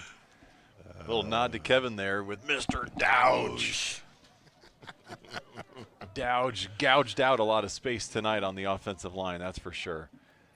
So it's always great to hear from the kids and from a senior. I mean, Dowd is about as mature a high schooler as you're going to get, and just hearing the growth on the field, off the field, spiritually, that's what it's all about, Kevin. I mean, this is so much more than football, and for a guy like that, one of your senior leaders, to speak to that effect, that just trickles down to the entire team. It's just that this, just as what he talked about, faith and brotherhood, and it's a perfect example of senior leadership here at Dwenger. That it is. And I feel like he's also been listening to Coach Garrett's coach speak a little bit, talking about all three facets of the game. That's a favorite Garrett quote, isn't it? It is. Three facets of the game. Let's send it back to Sean. Well, I got to tell you, Eric, you were talking exactly about that. I'm listening to this kid down here. I was going to ask him, did he write that down? Because every player that I've ever talked to down here, they've got it down, and it speaks to the leadership. Obviously, it's kind of funny, but it's not. It's just so impressive. Yeah. That the character that it's getting built into these kids, it's just mind-boggling, and it's a wonder to see, and it's great to be a part of. So back up to you, gents. Thanks very much. Absolutely. Thanks so much. Great to have Sean back on the sidelines tonight, and bringing you moments like that. That's why we're here as BDHS Media, to show you what it is like to be a Saint. Yep. And for guys like Elijah Dowdge and the other leaders on that team to come forward and speak like that and show you what it's all about, that is the message that we hope that we can bring to you on a weekly basis here at BDHS Media. Kevin, some final stats you want to share with us? Yeah, I think, from defensive standpoint, just again, Trent Tittman and Robert Pelkington and Franklin Bader all had leading tackles. And I think it was about the turnovers that they, 2 interceptions. Yeah. And I don't know, I lost count. They don't have fumbles on here, but there had to be 3 or 4 fumbles that the Saints defense caused. And then on offense, this was a game about controlling the line of scrimmage, and we had some really good rushing totals here, and we were efficient, very efficient in the passing game when we had to be, and again, good job on the offensive line. It was their game tonight. Absolutely, their game, and they performed well, and as a result, the Saints come out of here as a victor on senior night, 45-20 over the Northrop Bruins, and moving to 6-3, finishing their regular season at 6-3. The Northrop Bruins fall to 1-8 on the year, and now you've got waiting 2 weeks before the Saints can hit the field again. They probably wish they could go in a couple days here. Well, you're not kidding. But being in Class 5A, having that 1 week bye, which everybody has in Class 5 and 6A. It's got to be great to have a week off, and yet it's also got to be really tough for those players to have to wait that long, especially when you're facing an opponent that you're so familiar with, that you want to beat so badly. I mean, to be honest with you, like the Snyder Panthers. No doubt, it's our rival. It's second time we'll meet in some kind of tournament fashion in the playoffs, and we'll have it here. We'll be at home right here, which is, I think, always a good thing that we're not traveling and that we get the home field piece here. And I can't wait. It'll be a long 2 weeks, I can tell you that. Yeah. And they're going to be ready to play. I know they're going to be ready to play. And it's going to be a great game. So we look forward to bringing that game to you right here on BDHS Media. Again, 2 weeks from tonight, the Saints kicking off their sectional at home against the Snyder Panthers. And the winner of that game will advance to the sectional championship in Class 5A. So that's going to do it for us tonight. The Saints wrap up their regular season with a 45-20 victory over the Northrop Bruins, and now prepare for their sectional matchup against the Snyder Panthers. Well, big thank you to Parker Knoll for getting us online, running the show tonight. Also like to thank all of our students for helping to run the cameras tonight. Thank you so much for your input. Our sideline reporter was Sean McBride. For Kevin Burns, I'm Eric Pete, thanking you for tuning in to tonight's broadcast. We hope you enjoyed watching it as much as we enjoyed bringing it to you. May God bless you. You're watching Bishop Dwenger Football on BDHS Media Productions.